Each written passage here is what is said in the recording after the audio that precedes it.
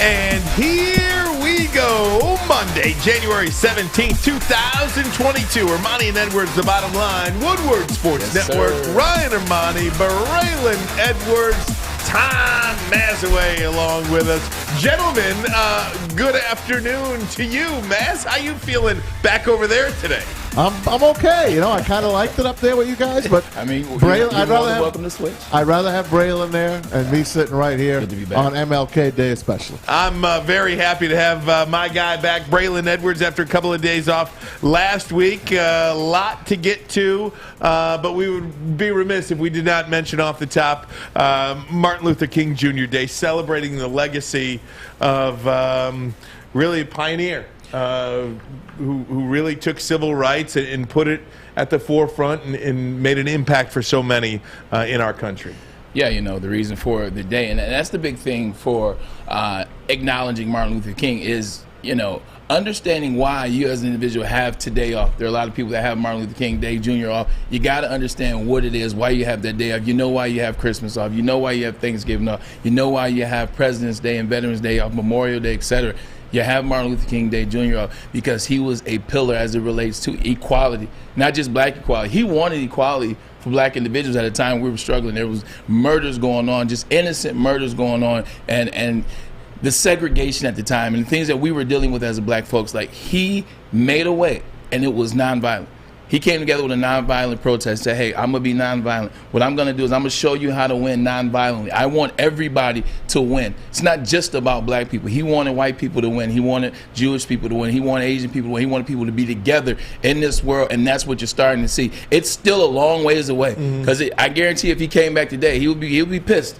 He would be pissed at us, but there's a lot of improvements that have been made, and it's about equality of all, not just the black people. And that's what people have to realize what this day is. We're still a long ways away, but because of what he was able to do, there were people that came before Martin Luther King that championed the cause, but he was the first one that stood out and said everyone. He didn't champion just one culture, one race. He championed everyone to work and be together, and so that's what we celebrate today. And he's an amazing individual. And I go on and on and on, but just that's the basis of what you need to know. Martin Luther King was an individual that cared about all people, especially his people. You know, it's interesting you say that, because specifically over the last 2 years in this, you know, racial climate that we live in, specifically over the last 2 years, I have always wondered, or often wondered, I should say, what would he think about these times today? Where would he stand on so many of the issues that face this country, just about togetherness? I like to believe that we've made so much progress, yet there's so much, that is left to be desired. I mean, there's a long way to go, but progress has been made. Yeah, it has. I mean, you can start with the bad so that we can end with the good. You know, black folks are still getting killed for no reason. You know, you've seen that. Individuals being murdered with BS charges, individuals being murdered in their own neighborhoods and coming up with excuses and getting off in the courtroom. Asian individuals being persecuted, especially in the Pacific West of this country, being persecuted. That was a whole thing that we had to deal with last year. There are still a lot of bad things, but it's always going to be bad. You have to look to the good. I mean, since the time of him, Barack Obama was president. You know, Michelle Obama was first lady twice. And Kamala Harris, you know, she's vice president now. You look at the things that we've done as it relates to the LGBTQIA plus community. Gays have a lot of rights now, and a lot of that doesn't stem from, you know, it stems from gay protests way back then, but the equality of what he preached got everybody kind of on the same board back then, and that's what you're seeing today. So there's a lot of good things that have happened, and he would be proud of some things. He wouldn't just come down and be pissed. He would say, oh, look at that, or look at that. But there's also some bad things, and there always will be. We just got to keep pushing the needle forward. We can't rest because, we had a black president, let's be cool. Like, Caitlyn Jenner was allowed to do that and not be, ridiculed, per se. So we just got to keep pushing the needle forward, and we can't rest when we do something good. JFK, LBJ, and Martin Luther King Jr. That was a big trio back in the 60s, and they got this all underway, and it's been getting better every year. But I know he'd be pissed at the NFL, though. He'd still probably be mad at that. I invite everybody. So little everybody knows and has heard of the "I Have a Dream" speech. 3 weeks before Dr. King was assassinated, he spoke at Grosse Pointe South High School. Yeah. Isn't that something? It was a speech called The Other America, and there was 2,700 people in the gym listening to that speech. There were 200 people outside picketing that speech. And on my Twitter and on my Facebook page, I put a link to the speech, and there's actually an audio clip as well from back in 1968 in the Grosse Pointe South gym. It's really a remarkable speech, and just, you just think like 3 weeks after that, I mean, he was gone. Yeah. And you know what's crazy too is we talk about Aaron Rodgers. We talk about Aaron Rodgers and him potentially winning the MVP this year. He's had a really good season. He's actually had a great year. He's had a great year for the games he played and the stats that he has. But not just looking back at the comments that he made when he says, Martin Luther King Jr., or excuse me, he said Reverend Dr. Martin Luther King Jr., talking about, you have a moral obligation. Just to hear him use Martin Luther King to verify his point of kind of, deceiving. Doing it his way. There you go. Frank Sinatra, doing it his way, deceiving the public and the media, kind of like, I'm immunized, et cetera, and then using Martin Luther King as rhetoric for it. Like, I don't think we gave that as much attention as we should have. The fact that he used an individual, Martin Luther King, that went to jail 29 times, for nonviolent protests because he believed in people, because he believed that this country can change. The things that Martin Luther King did, the things that he believed in, the lengths of which he was willing to go, the beatings that he took, as well as the people that worked for him, that he took. Aaron Rodgers should have never made that comment. It pissed me off. I hope he never wins another MVP for that matter. And I'm almost agreeing with Hub Arkish based on that, using that. That's something that he should have never done. He's an amazing player on the field, and I will never say anything negative about him in between those hashes. But off the field, you don't make not assumptions. You don't make correlations like that to what you did. Like, all you did was, hey, you know what? I'm not vaxxed. I don't want to be vaxxed. I'll do all the protocol accordingly. Don't use Reverend Martin Luther King in your BS. Yeah, it's certainly a name you probably should not invoke when you're talking about something like that, and you really don't even know what you're talking about, exactly. Right, in terms of that. But we did want to acknowledge and recognize and celebrate the legacy of Dr. Martin Luther King this afternoon on our show. And in doing so, we will continue on with our show. And let's talk some sports. Let's here. do it, man. I'm excited. Braylon Edwards, what a game it was yesterday. First of all, before we get into the Cowboys game, because just a big picture look at the 5 games that we saw over the weekend so far, 2 on Saturday, 3 yesterday, remarkable football. So many people feel like, too many. Philadelphia should have never been in. Pittsburgh should have never been in. And they both got blown out. I loved it. I mean, the more football, the better for me. Just your big picture take before we go deep into the weeds of this Cowboys game first and foremost. Yeah, looking at the you can start with the Raiders and Cincy.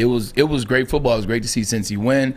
The Raiders really won the second half, though. I have some questions about Cincinnati. With that being said, you look at the Bills. They look unbeatable. Yeah, at least at home. They look really, really, really amazing. You talk about Philly not being there.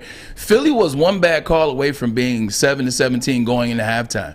And I don't think people look at that. There was a terrible call on Jason Kelce. They said it was a hold. It was not a hold at all. The defender was going down. It was a 40-yard play. It was a 40-yard play by Goddard, who's an amazing tight end, by the way.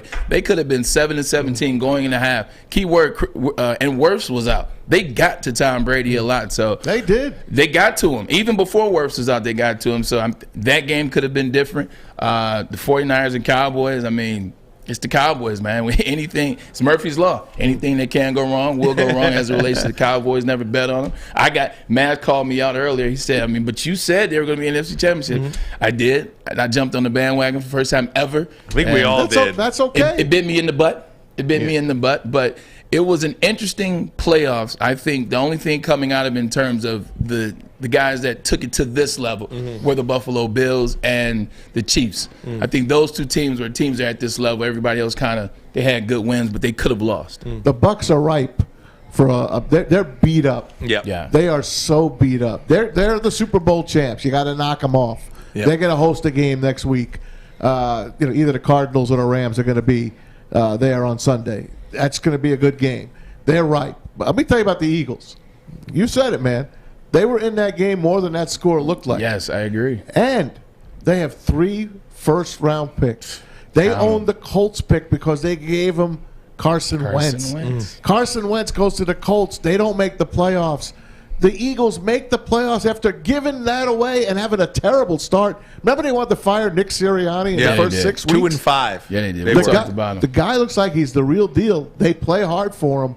Jalen Hurts, if he gets any kind of help, he's going to be much better. Yesterday, he didn't have his best game yesterday.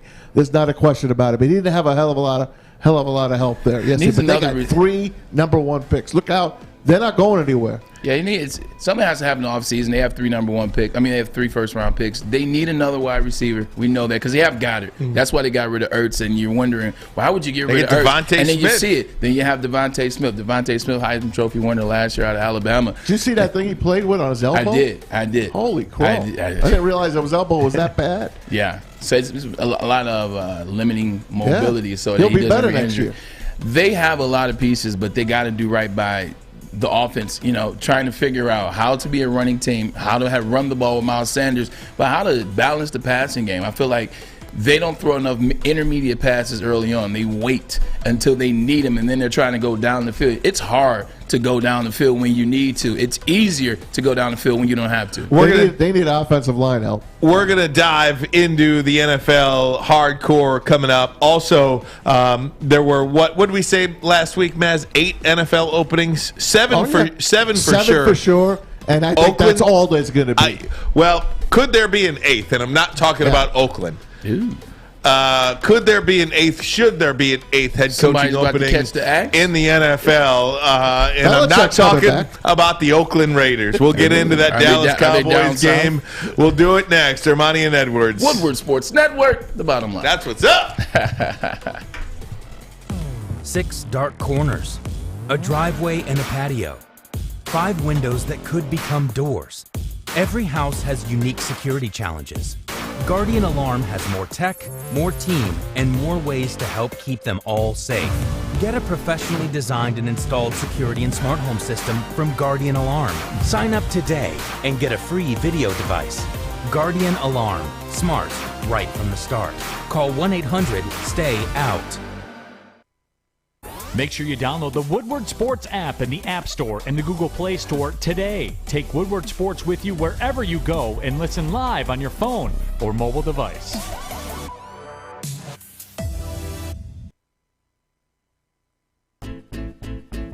Sports Network, Woodward Sports Network, Armani and Edwards on a Monday. We do have a game tonight, the Rams and the Cardinals. We're excited about that now. We're like, Told you it would be. Right, exactly. So we got that, but we got to get into this Dallas-San Francisco game. And really, it all stems from the last play of the game. And I have no... Everybody is universally talking about this is the worst play call in the history of play calls. and I don't know how else to define it. Yeah. They had 14 seconds, no timeouts left, and Dak Prescott runs a quarterback draw. It was a design play that they practiced. Here it is. It's a design play, run up the gut. And, if you want to break this down, let's break it down from a couple of standpoints. All right, first of all, Kellen Moore had to call the play. Mike McCarthy had to agree with the play call, and then Dak had to execute. So, Kellen, this is what you call being too smart. Like sometimes these young offensive coordinators, people are making so much about. They find themselves trying to make this genius plays or these genius moments so that they can be taken in consideration for head coaching jobs, so that they can be looked at as a genius. I saw this in college. Scott Loeffler was our offensive coordinator my senior year at University of Michigan. Really good guy. I love Scott. He's a head coach down there at Bowling Green State University right now. Scott was in that mode of Norm Child. Norm Child was doing all this genius stuff at USC. So the coordinators around the country, they start trying to do genius things. Like, what if I did this? Or what if I did that? Or, what if I motioned this and ran out here? Like, look, throw the football. Like, you have Mike Hart in the backfield. You have Jason Von Braylon. Throw the football, run the ball. It's simple. That's what happened here. It's a situation where he out-thought himself. Insert Dak Prescott. All week, during practice, you do drills. You have 2-minute drills. Every day of the week, you have a 2-minute drill. It's a different scenario, but you still have 2-minute drills. The one thing that you always know to do, as any player on offense, no matter, even if you're a lineman that somehow picks up a fumble, you give the ball to who? The official. You give the ball to the official. If I'm going to pay somebody $40 million, one of 3 quarterbacks that's making $40 million, actually making $75 million this year alone in terms of bonuses and salary, you got to know to give the ball to the official. You got to know to give the ball to the referee. Now, they practiced that play, but did they realize that there was a 70-year-old referee running 30 yards behind the play? They didn't practice that. Definitely didn't practice that. And also, it goes back to Mike McCarthy. And that's why I said they're all involved in the blame on. And we're just at this play. We got more to talk about with Dallas. You as a head man, you've won a Super Bowl, okay? You won a Super Bowl in Green Bay. You've been around a while. You've been around a long time. You got to know that it takes 16 seconds to run a play like this, to run the ball, get it to the official, and get it down, get it snapped, and get it spiked. It takes 16 seconds on average. Like, we practiced that. We knew that. Like, Rex Ryan used to beat that into us. Eric Mangini, oh, my God, during tour days, he talked about it so much. I was like, does it even matter that much? Well, apparently it does matter that you're supposed to know in 16 seconds. He didn't know that, and they didn't get this. They beat themselves, those 3 individuals. Kellen Moore for calling the play, Mike McCarthy for agreeing, knowing that it was 14 seconds. Terrible. And then Dak not getting the ball to the official. And not getting the ball to the official, or maybe sliding a little earlier, like whatever. And I don't blame Dak for not sliding earlier. You're not thinking of sliding earlier in that moment. Well, that's where I'll disagree with you, because that's the play call. Right. Like, you got to know if you practice it. If you practice it, you got to know that you need 16 seconds, and if you had 14, you got to go down way earlier. Orlovsky said this morning, he's like, you got to go down 5 yards before he went down. He killed that extra 3, 4, 5 yards that he ran, killed that extra 2 seconds that he missed. Now, you're right about that, but here's my point. If this is considered the worst play in playoff history, which next to obviously the Marshawn Lynch no run and the pass, like, if this is considered the number 1 play, then no one's ever been in this situation to think like that as they're running. Keep in mind, this is a guy that, you know, frankly put, and this is outside the game, that'd be something else to get into, is Dak the guy? Like, it goes to who wins Super Bowls. You talked about his first-round draft pick. Like, Dak's a 4th-round draft pick for a reason. And now you're starting to see it. Like, he can't win the big moments. Like, Dak's the great quarterback first 4 games of the year. Brady was a 6th-round pick. Brady's a unicorn. There are unicorns. Joe Montana is another one. He wasn't the first-round draft pick. So there are a couple unicorns, but to his theory, on average, it's happening with the first round. You know, it's funny you say that, because if you forget about the last play of the game, if you saw that game yesterday, he was so off target with guys that were wide open. He missed 20 throws. It was wild. I couldn't believe, and really off too. Yeah. Balls in the ground, balls at guys' feet. There was no accuracy whatsoever. But I do want to play some audio for you. First and foremost, here's Mike McCarthy after the game on the 4th down call, or on the 3rd down call. Run this play and still have time to get up and spike it. Is 14 the minimum? Or do you go less? I mean, we call them thresholds, and the field position, what yard line you're at, and what you're trying to get to, too, based on defense that they were the defense that they were playing. They were in a sideline defense, so they were protecting the sidelines, and so that was the best option to to be able to get the ball. I mean, it's like anything else. Do you want to be running a Hail Mary play from the 50-yard line, or you want to be running 5 verticals from the 25-yard line? So that's the decision. It's the right decision. It's just like anything. It's the execution between us and the officiating spotting the ball obviously wasn't in tune. We shouldn't have had any problem getting the ball spotted there. If that's the call you're looking for. So. Yeah, that's just wrong. Just going back to it for a second, talking about Dak. 20 missed passes. He just looked completely discombobulated all game. He looked off. Like, he just looked like the moment was too much. Them as a team, they looked off. Sideline, they were yelling at people, arguing at each other. Everything looked to be off for them. But that's the guy that you just paid $75 million to, okay? And if you're going to give him that, like, if you're going to make, and that's why I say you got to put a lot of pressure on, a lot of the blame on him as well. Because if you're going to give a guy $75 million in 1 year, obviously his deal is more, it's 40 in terms of per salary year, but 75 this year in bonus, you got to be the guy. You can't miss 20 passes in the first round of the playoffs. You can't know not to go down 5 yards before on set play. You can't not have a guy in Omari Cooper played yesterday. C.D. Lamb played yesterday. Ezekiel Elliott played yesterday. You want to call what he did play? Tony Pollard played yesterday. You know who didn't play either? Dutch Schultz played yesterday. Tyron Smith played yesterday. You're playing with all of your stars, all of your all-stars. Michael Gallup's not a Pro Bowl player, but he's a great player. You're playing with all your Pro Bowl /stars / big money guys. You got to make something happen, big fella. And you know who I hate to make proclamations like this. Zeke is done? Done. Yeah. Done. I agree. Done. He's done. He's just done. It's just that position. Saquon's done too. When you're that position, when you go, man, you go. It's quick. Yep. It happens overnight, and 12 carries, 31 yards. He's invisible. When he was in the game yesterday, that offense was sputtered. Yep. When Tony Pollard was in the game, there was some life. Yeah. So we could talk about that if we want as and well. And Zeke, remember, he came in great shape this year. They were hard knocks. They came in great shape. You know, everything was looking good. He just don't have it, man. Here's Dak Prescott after the game talking about the final play. That's what everybody's talking about. But there were so many things before this final 14 play. 14 penalties. We haven't even got there No, yet. we haven't gotten there. And then we're going to get to the head coach, too. They were a mess. Here's Dak. Dak, what do you think about the fans doing to the balls on the field they're carrying out? You see that? No, I didn't see that. It's sad. I mean, you're talking about a team, you're talking about men that come out each and every day of their lives and give everything to this sport, give everything to this game of football. Nobody wants to succeed more than we want to succeed. I understand fans and the word fan for fanatic. I get that. But to know everything that we put into this day in and day out, try our hardest. Nobody comes in the game wanting or expecting to lose, and for people to react that way when you're supposed to be a supporter and be with us through thick and thin, that's tough. They were aiming at the referees. Yeah, they were at the referees. Shit, credit to them then. That's a take. Yeah. They weren't doing anything. Oh, credit to them.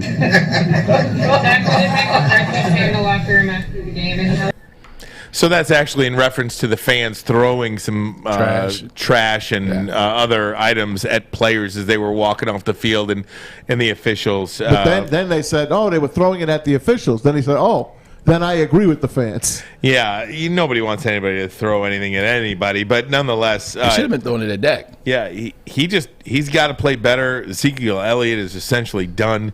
I mean, there's 14 penalties in that game. 8 of those penalties on those 8 penalties, set penalties, they either gave the 49ers a first down or they took away a first down for the Dallas Cowboys. 3 defensive line penalties in the fourth quarter alone. Like, you're at home. You're at home. The Cowboys had everything going for them. They had all the talent. But there's 2 problems with the Dallas Cowboys. Simply 2 problems. Everything's going for you. You have all the talent in the world. You talk about DeMicah Parsons. You talk about Lawrence. You talk about Gregory. You talk about, that side of the ball, Diggs. Like, they have everything over there. On offense, you got a lot. The quarterback, I don't agree with, but you have more than enough to win. They don't have leadership. Is one thing, and they're a bunch of individuals. They are not a team. The Dallas Cowboys are a superpowered individual squad. They're not a team. They're not cohesive, and they have not been probably since maybe Tony Romo, early Tony Romo. Micah got hurt in the first quarter. He was never the same. No. And Trevion Diggs got toasted yesterday. But what else is new? He's been getting toasted all year long. If he don't intercept. Exactly. He had the worst. I think he was 91 out of 92 defensive backs. He gave up over 1,500 yards. Like, you don't do that. Right. Like, to call someone. I know we got to get to a break, but I'm excited to be back. To call somebody an elitist. Like, when you mentioned Darrelle Revis, I've played on a team with Darrelle Revis twice, and guess what? I never saw him give up anything over 150. Not 150. Anything over 150. Yeah, it was 150 one year, and the next year it was 200. This is throughout a whole season. That Cowboys defense played well enough to win the game. They only gave up 7 points in the second half. They gave up 13 points in the final 3 quarters of the game. They played their tails off yesterday. That offense just sucked. And that's why I only went after them for the 3 defensive line penalties. Should Mike McCarthy lose his job? Going to ask you about that. Coming out, he's what is he? 18-16 in 2 seasons. Armani and Edwards. Woodward Sports Network. The bottom line. Okay, you thirsty little spin goblins. I want you to pedal into the next dimension. Spin it! Spin! Spin! Uh-oh! Carmen's falling behind. Let's give her the hiss of shame. Spin! Spin! Spin till you bleed! Don't ride the bike of shame. Come to Planet Fitness and find your own lane with tons of equipment, free fitness training, and no hissing. Join today for just $10 a month. Opinions are like ear holes, and we're putting ours in yours. Well, that's not winning, Joy. It's Woodward Sports. Hey, everybody, it's Maz from MyBookie.ag. It's where I put my sports wagering in. I'm on it tonight. I got tonight's game, the wild card game on Monday Night Football. First time ever we get to play on a Monday night in the wild card round. Cannot wait for it. It's the Rams hosting the Arizona Cardinals. Rams a 3.5-point favorite, and the over-under at 49. If you're a first-time player, you're in luck. Use the promo code Woodward. They'll double your first deposit all the way up to $1,000. That's right. You can put anything up from $1 to $1,000. They're going to double it for you. That's your money. I love the Rams tonight, and I love the over. Lots of scoring. Matthew Stafford is going to win his first playoff game tonight. Right, everybody? You with me? We'll find out. Get to mybookie.ag right now. Use the promo code Woodward. Double your first deposit all the way up to $1,000. Bet anything, anytime, anywhere with MyBookie. If you have a gambling problem, please call the Michigan Problem Gambling Hotline. 1-800-270-7117. Guys, I wanted to ask you about Mike McCarthy. Should he lose his job? 0 playoff wins through 2 seasons. Dallas just barely over 500. They did have win a division championship this year, 12-5. But there's really nothing to the Dallas Cowboys. There's just not. They have elite talent offensively. And defensively. And just they haven't been able to put it together. 6-10 last year, 12-5 this year. So what's that? 18-15 overall in 2 seasons. Should he lose his job? And conversely, should we kind of maybe pump the brakes a little bit on Kellen Moore being this offensive guru that belongs as a head coach? Because you could do whatever you want in the regular season. To me, what separates the men from the boys is what you do in the postseason, and what we saw yesterday was not very good out of him. Yeah, Kellen Moore is not a guy that I was high on. My dad's high on Kellen Moore. He was. I got to find out tomorrow if he still is. But, with Mike McCarthy, getting back to Mike McCarthy, he's a guy that just doesn't get it. He has the worst time management. I said that early on in the year, talking about the Patriots game, talking about right before the half, and then talking about towards the end of the game. They still won the game, but there's 2 plays that led me to believe, man, he's going to cost you a game with that, and it's going to cost you at a real moment. So he has had a history of poor management, even in Green Bay, in terms of clock management, play call management. He has always been that guy. He's not the guy for the job. I wouldn't fire him just because of what happened yesterday. I think that was actually a game. It's a body of work. Exactly. Yesterday was a game where he's a couple things he did, but it wasn't one of his worst games for me. It was a lot of other things that happened, but I just don't think he's the guy for the job. They don't have discipline, and they literally aren't a team. You need to find somebody that can have this more, get this team to play well together. Brian Flores is a guy that's a little more get in your face type. His players like him, but he will get after his players a little bit more.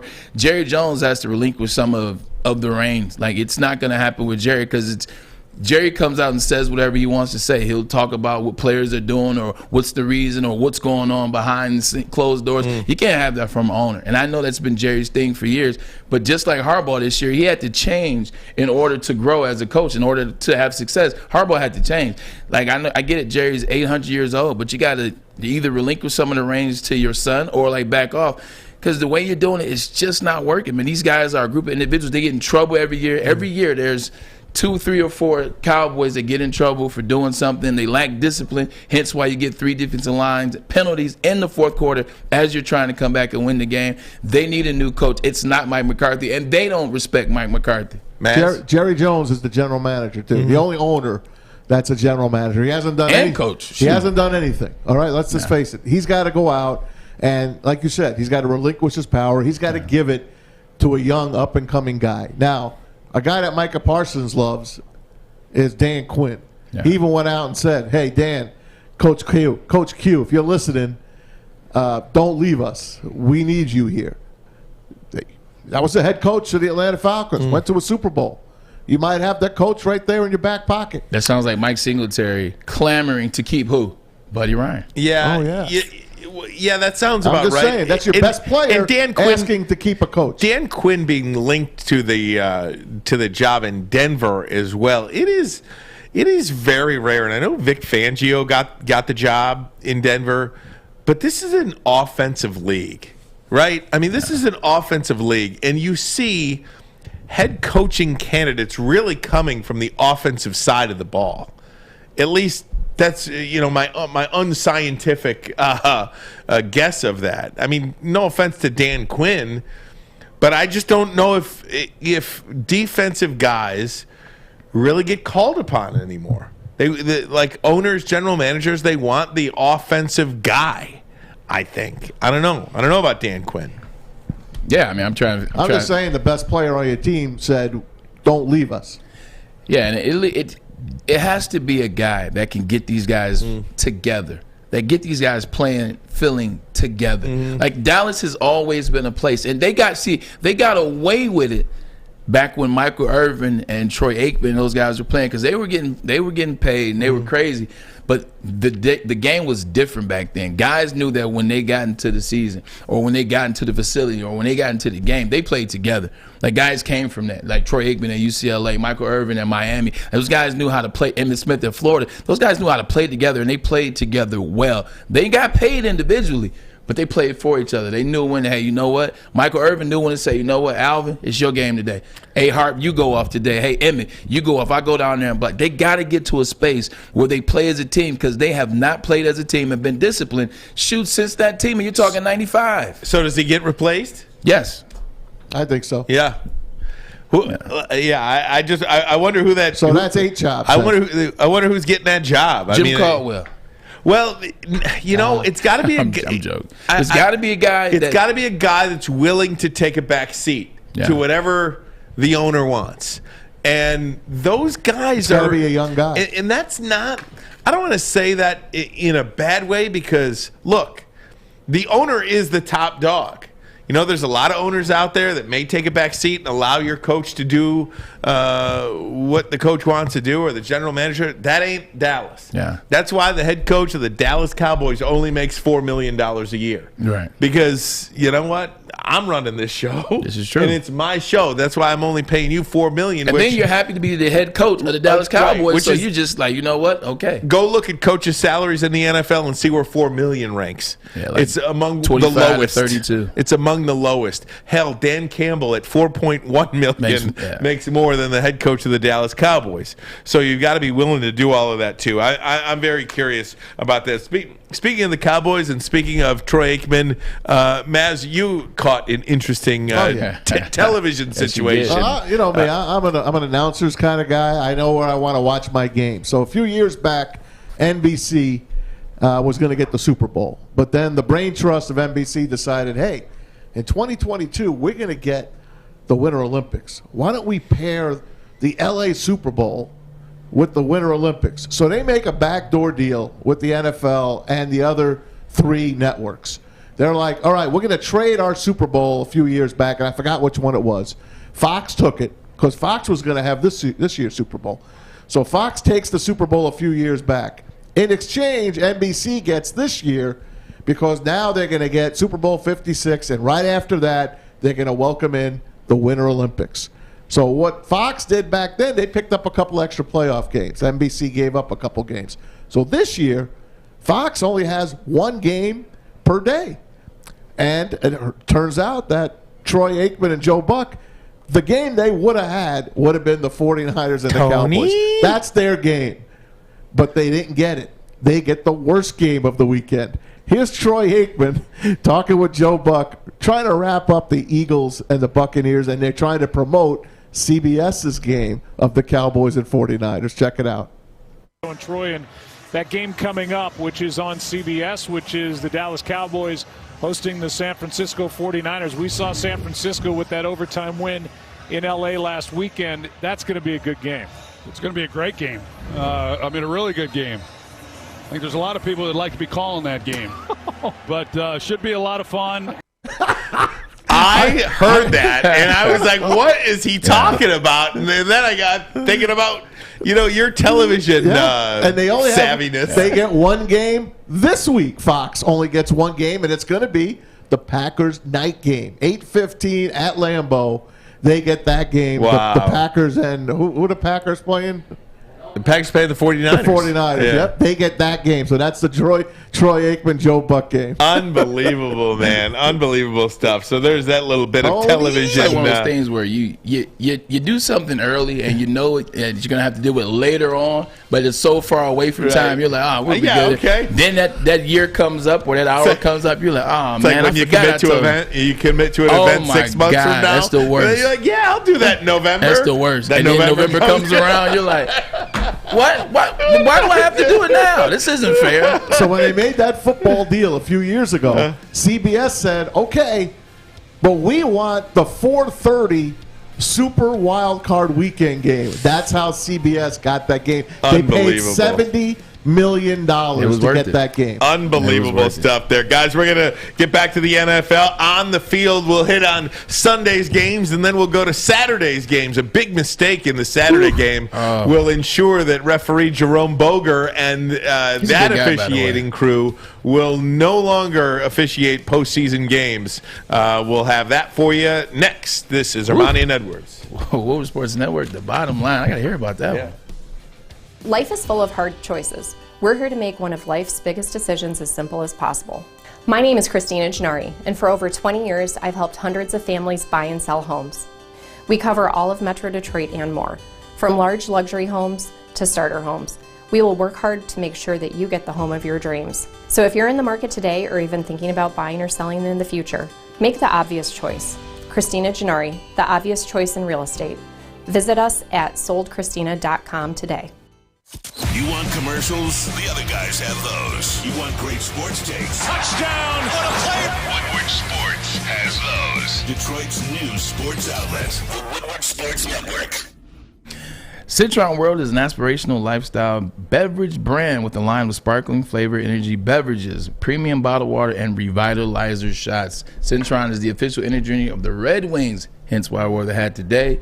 Also, they are exclusively served at Little Caesars Arena. If you're looking for premium ingredients, long-lasting energy, balanced hydration, essential vitamins, and great taste, Citron is your top choice. I'm telling you, man, this stuff is a lifestyle. I take the turmeric mixed with pineapple in the morning. It is great as a revitalizer shot. Yes, indeed. Citron is more than just a beverage. It's a lifestyle, and Citron doesn't just fit into your lifestyle. It enhances it by encouraging you to look good and feel great. Just like Deion said, when you look good, feel good, you play good. That's what's Drink up. it, live it in Citron, baby. Guys, the Bucks beat the Eagles 31-15. Tom Brady's 35th playoff win of his illustrious career. They will host either the Rams or the Cardinals on Sunday. Brady just continues to roll. Hey, the other 11 quarterbacks in the playoffs have a combined 27 wins compared to his 35. You know, I do think he's going to win the MVP. 44 years old and 44 years old and to lead the league in passing. And then just yesterday, he does make it look so easy. I heard I think I was listening to the NFL Network, and they were talking about how a system quarterback. I'm like, what do you mean system quarterback? He is the system. Yeah. He helped create the system. He knows where everybody's going to be, and I don't know how you could call him that. He turns running backs into great wide receivers. Look what he did with Lenny Fournette. And then, a couple of weeks ago, you got Le'Veon Bell catching passes. Ronald Jones catching passes. Giovanni Bernard catching passes. The guy just makes whatever crap he has around him that much better. And I know we're talking about, the Bucs and the Eagles right now. But I just want to talk about the Patriots for 2 seconds. I'm glad they lost. Because it seems like once they lost Tom won the Super Bowl. When they got good this year, it was instantly like, it was all Belichick. It was instantly, the defensive players didn't play last year. That's why they had a year like that. They're back on track now. Mac Jones is the first-round plug-and-play quarterback. It was instantly like they were starting to take all the credit away from Brady that they were giving him. And they almost tried to erase Brady. It was like, it's a Belichick thing, and that's what you were starting to see. Insert the playoffs this year. Don't read me wrong. Mac Jones threw some passes that didn't get caught. They had some drop passes or whatever. Brady would have won that game and it wouldn't have been close. Like, Brady would have won that game. I promise you Brady would win that game. I'm glad that they lost because it showed you that it was Brady that had a lot of success there, and don't ever forget it. It wouldn't have beat the Bills this year, though. Well, I was going there, and then I put my foot in my mouth. I saw Ryan's reaction. He's like, I told you. We can talk about that. If you want to do that first, we can talk about that Bills game first. Let's talk about it first. The Buffalo Bills did something that I don't know if it's ever been done before. Never happened. They scored on every possession. Yeah. They didn't punt. They no fourth downs. No fourth downs. They had a positive yardage on every play except for 2 because they did the quarterback kneel down. Yep. Josh Allen's 5 touchdowns, only 4 incompletions. It's something unlike anything we've ever seen before. They call it a perfect offense.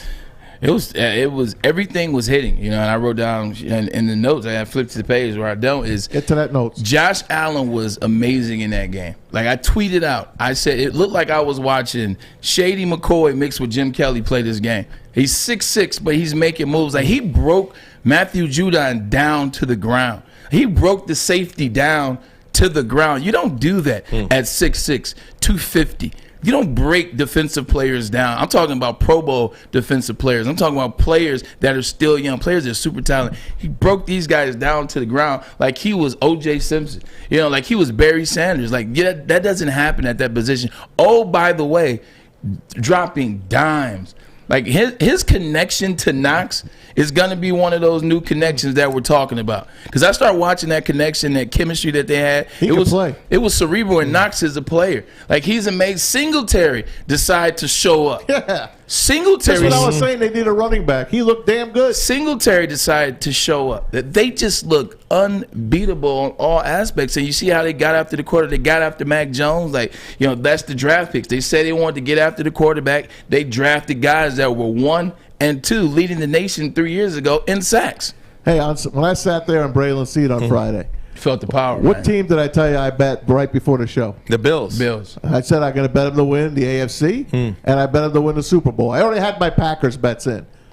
But that's how much I believe in the Bills. What have I been touting you guys? I said don't sleep on the Bills. They lost how many games close because Sean McDermott rolls the dice. He takes the chances. They should have beat the Buccaneers. Who knows? It could be the Bucs and the Bills again in the Super Bowl. Don't sleep on that team. No one's sleeping on them now. I think it could. And you look at what Brian Daboll is doing as offensive coordinator. Like, obviously, he has a gift in Josh Allen, and they went out and got players. They got Emmanuel Sanders. They traded for Stephon Diggs. They drafted Knox. So they have the players. But what Brian Daboll is allowing him to do, he was offensive coordinator in Cleveland in 2009 when I was there, and I saw a little bit of his genius. We just didn't have the pieces in play. But now you're really seeing it on display, and it is amazing to see. Not to mention, they're the #1 rated defense overall in football. Like, Micah Hyde took it personal. Remember they came after them for losing that game to the Patriots, where the Patriots only ran through 3 passes? Yeah. And at the press conference, Micah Hyde said, "Why y'all being so disrespectful?" He said, "They scored 14 points, and they beat us." He said, "We got the #1 defense in football. They scored 14, and you're going to disrespect us? Don't worry, I'll be back." And his interception pretty much was the end of the game for the Patriots. No disrespect to the Tennessee Titans, but I do feel cheated a little bit that we get this game, Chiefs and Bills, in the divisional round and not the AFC Championship. Yeah. Because I do feel like this is the AFC Championship, and the Tennessee-Cincinnati game is just a little bit of a consolation prize. Yeah, you're probably I right. no disrespect to Tennessee, and maybe they somehow, win. I don't know. Cincinnati's going to give them a game this week, I think. But what was the season series? I got to look that up. With who? With the Titans. Did they play? They played. I don't think Titans. they played the Did they play the Titans in Buffalo? No, Titans and Cincy. No, they didn't play. Yeah, they I don't believe they played. So either way, Buffalo, but Kansas City looked pretty good last night after they got rolling.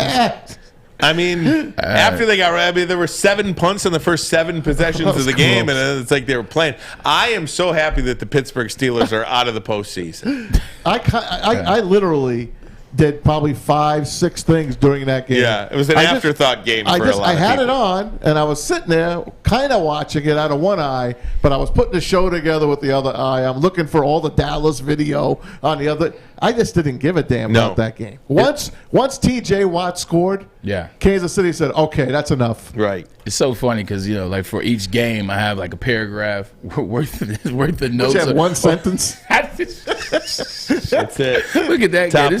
It says McKinnon running catch was very entertaining. I think that's going to help them next round. And Mahomes is back in form. That's all I had to write. Jared McKinnon's a good player. He was a good player for Minnesota. He was a good player for San Francisco. Offense. And he's a good player for the Kansas City Chiefs. Do you like him better than Edwards-Helaire? Yes, I do.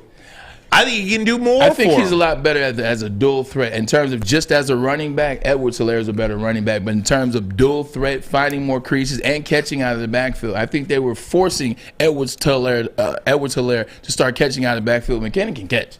Like McKinnon's played receiver somewhere along the line in his career. So Hardman looked good yesterday.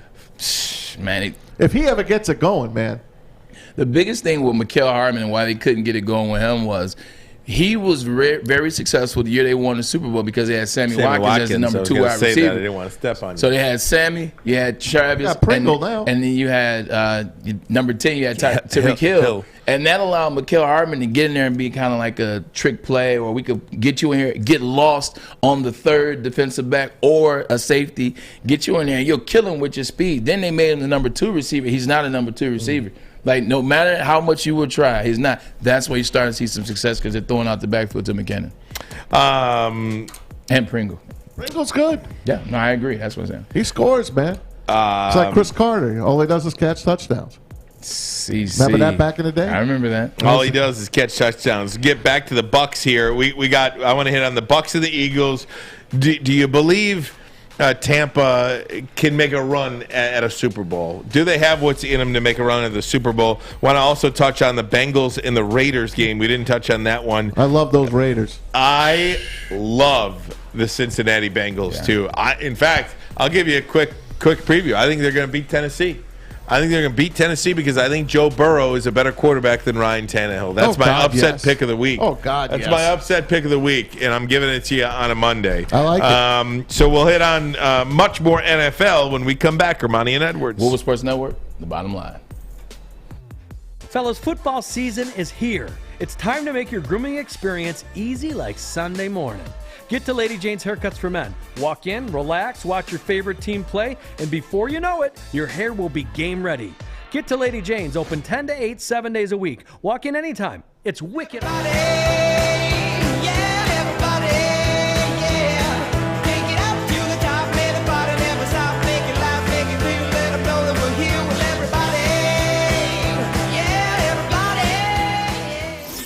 What's the over-under? Should I tease? Who is the lock of the night? Make sure you're watching Woodward Bets to get the latest in sports betting and more. Woodward Bets daily on Woodward Sports.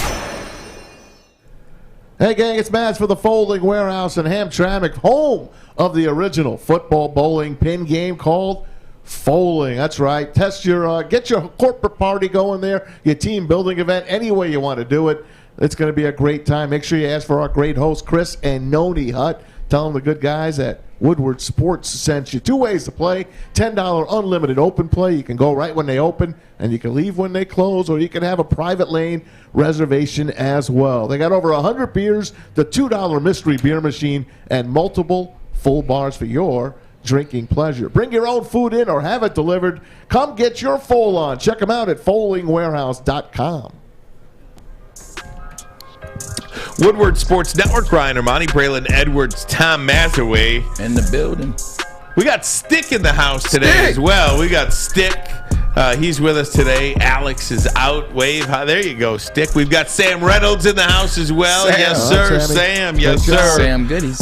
Big weekend of NFL. Of course, we got the game tonight. We'll talk about top of hour number 2. But nonetheless, Bucks. Can they make a run?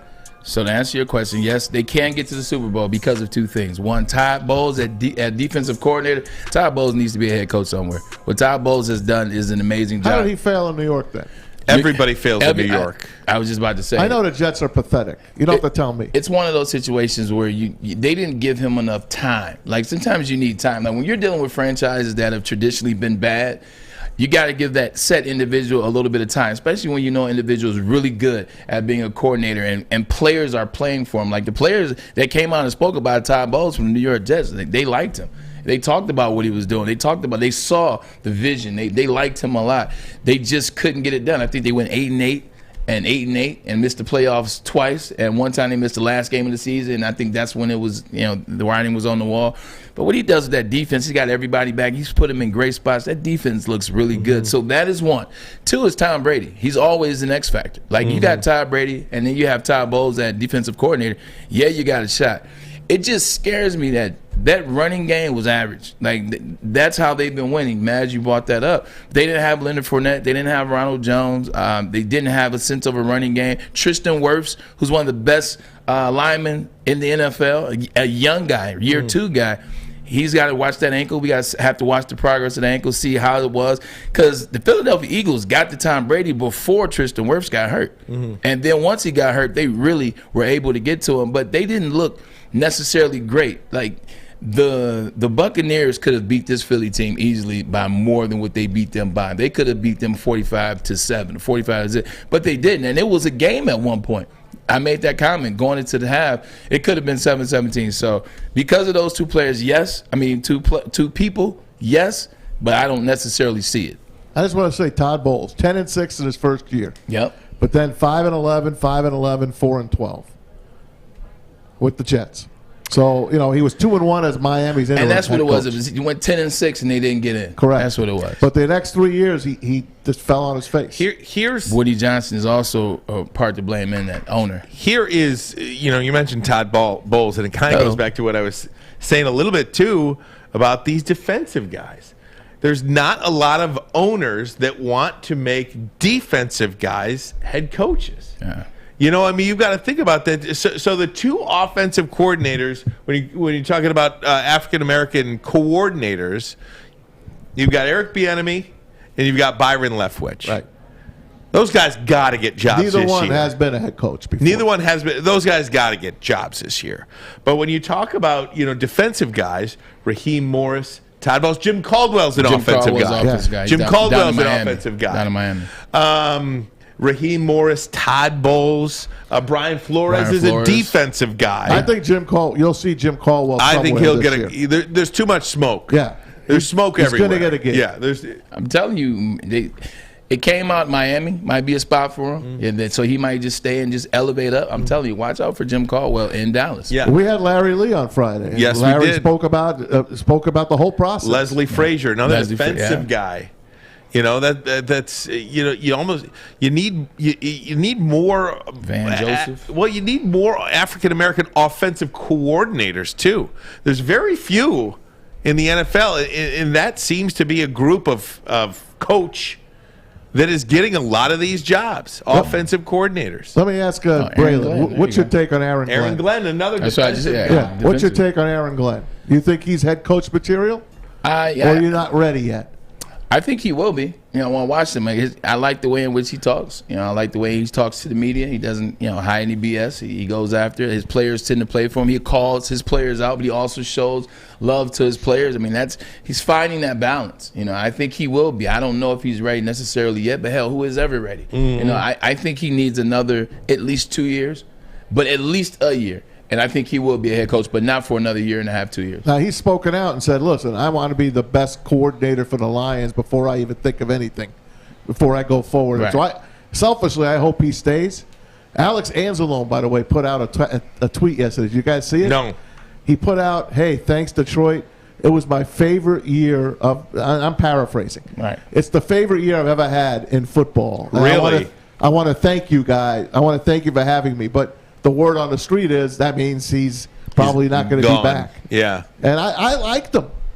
Well, linebacker is going to be a position this team addresses significantly in the offseason, whether it's through the draft and you get a guy like Nakobe Dean or you get a big-time free agent linebacker. I think with Aaron Glenn, I think what you're saying in that comment, saying, I want to be the greatest defensive coordinator of all time, I think the way I interpret that is he has no intention of trying to be a head coach anytime soon. Now, is he open to be a head coach? Yes, later down the future. But he really wants to build this Detroit Lions franchise up from the defensive on the defensive side. He wants to master the defensive side of things. He wants to master not making small mistakes, not making situational mistakes in football again and again. He wants to get the Lions to a place where we're talking about them as a top 7 defense, top 5 defense, top 3 defense. I think once he gets to that, when that process happens and then it gets good, I think then, the mind starts to open a little up 4 years from now when you're like, do I want to entertain that coach? And maybe I will entertain a coaching job. Or 5 years from now, maybe I will entertain a coaching job. Right now, he is decidedly focused on fixing the defense, getting the defense to where he wants it to be in his mind, which is a high level. Guys, what do you think about the Raiders and Bengals? Maz, you're wearing the Bengals. I wore a few today. I wore a few. I wore the Raiders on Friday. It didn't work. I wore the Bengals for you today. I really enjoyed that game thoroughly. And you know what? The Bengals owned that first half. Joe Burrow looked like the man. Obviously, there was the inadvertent whistle that we talked about. We'll talk about that more. But the Raiders, they owned the second half, and they played that game the way they play all their games. They took it down to the end. They're not nervous. They're well coached. And you know what? They're a play or two away from winning that damn game. Yeah, I was actually driving back from Okemos. I kept texting you. Like, I'm not there yet. I'm not there yet. I was driving back from Okemos on Saturday, so Maz was my go-to insider as well as Ryan for what was going on in the game. I actually watched the game over yesterday. Great first half. Joe Burrow, Jamar Chase, that connection it's freaky. It's just good. It's just amazing how great they are. Joe Mixon is a guy they're giving the ball to out of the backfield now. A lot of screens that are working for him. He's really good after the catch. And especially as good as they are, it's amazing that the offensive line is so average. Like, that's something I give them a lot of credit for. But the dangerous part is the second side. Like you said, you talk about them being scrappy. You talk about the Vegas Raiders. They didn't score any points in the second. They almost lost. They should have lost this game. That's what bothers me. Like, Joe Burrow is amazing. He's amazing talent. Everybody wants to put him in the top 5 right now. I think you could have, based on this season, put him in the top 5 just for this season alone and moving forward. But as that guy, you got to make some plays to score some points so that you secure that lead in the second half. And that's the one thing that I was like, I got to see more of that. And I don't know if that's the offensive coordinator. I don't know if that's set the offensive line play, because there were some sacks. There were a lot of breakdown in protection in that second half. So it's probably a lot to do with that offensive line. Hence why they should have drafted Penei Sewell. You said it. There you go. But no, you know what? You couldn't. When Chase was there. You couldn't. You couldn't because of the connection. And, Joe Burrow made them believe in it, and it's working.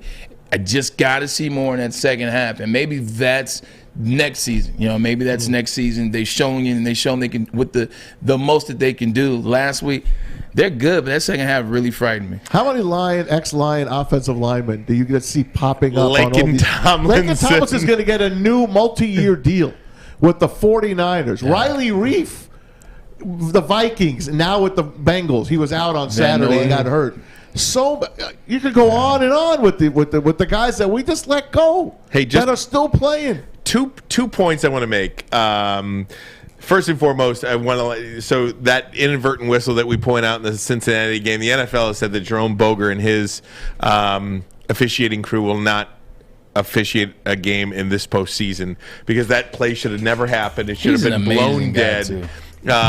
Should have been blown dead, and that they should have canceled that touchdown. And what was the winning margin? 7. Although it wasn't going to be a touchdown. Fine, I'm telling you. Whatever you say, I'm just saying. I rooted for the Raiders. I know, and I still say the Raider corner or safety wasn't even near the touch. It was a touchdown. Let me ask you. Go ahead. I was going to say there were 2 other plays in that game early on that really took away from like the Raiders and helped the Bengals out. One was Deshaun Jackson dropping that pass in the red zone. Like just terrible. Deshaun Jackson dropping that pass in the red zone. That really hurt. Yep. And then they get the field goal as opposed to a touchdown. And then the special teams play on the kickoff when he fielded it inside and stepped out of bounds, as opposed to the rule is if you place a foot out of bounds and then you catch it in bounds and out of bounds, ball goes to the 40. Yeah. They lost 38 yards of field position on that play. Guys, top of the hour. I got a question for you next in regards to the San Francisco 49ers that I got to ask you. And I'm going to ask you next. Armani and Edwards. Woodward Sports Network, the bottom line. Everything that we've hoped for, finally. He's going deep, right side. Oh, that is Edwards out there. He goes up in the air at the goal line. Hey, it's Brandon Edwards here, wanting to welcome the sports marketing agency to Woodward Sports Network, to the family. Glad to have you guys. For the last decade, the sports marketing agency has literally leveraged athletes around issues such as mental health and substance abuse.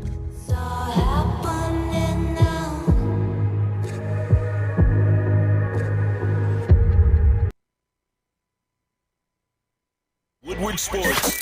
Missed part of the show today? Watch again on YouTube or download the podcast anywhere you listen to podcasts.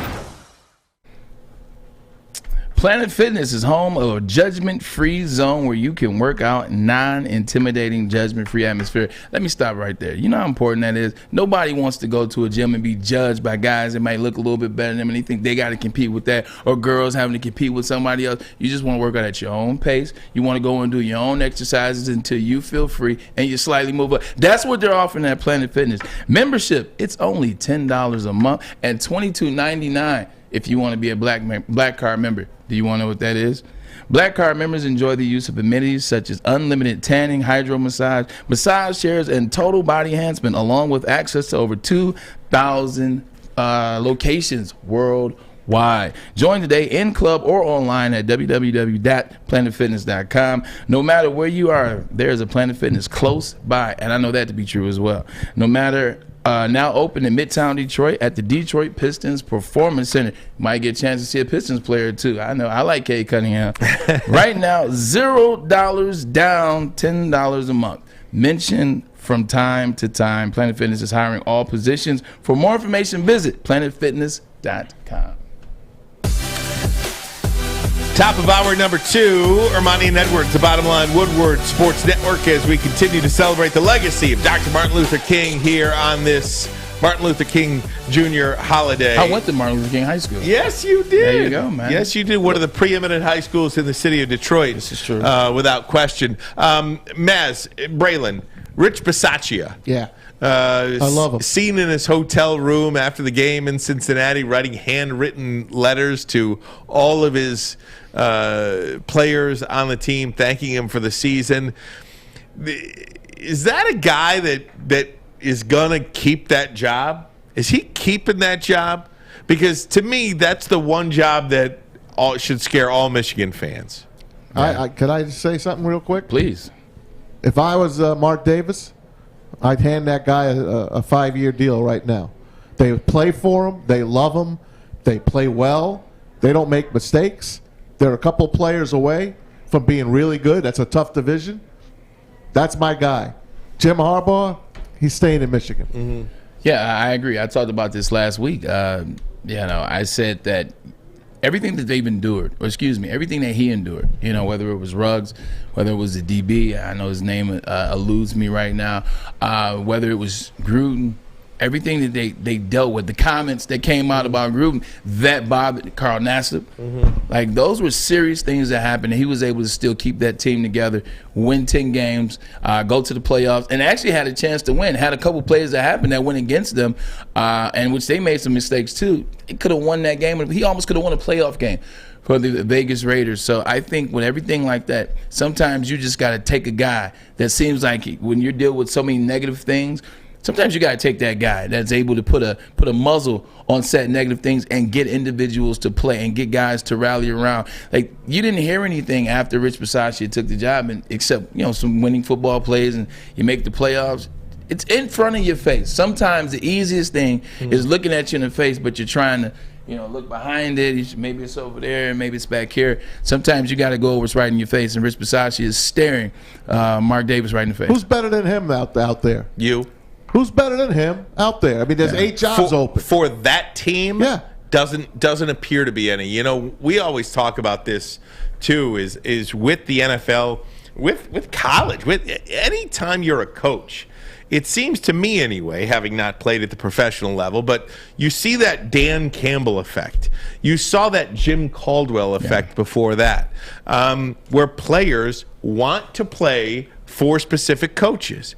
And it seems to me that the Raiders players play hard for Rich Passachi. And, you don't want to lose that locker room either.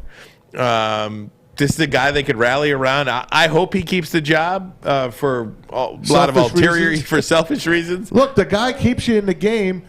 Don't you want your team to be in every game at the end of the game when you play your best football? Yes. That's when they play their best football. They don't make mistakes. I like it. They close out games. They're unbeaten in overtime. God forbid if they went overtime with Cincinnati, the Bengals would be out.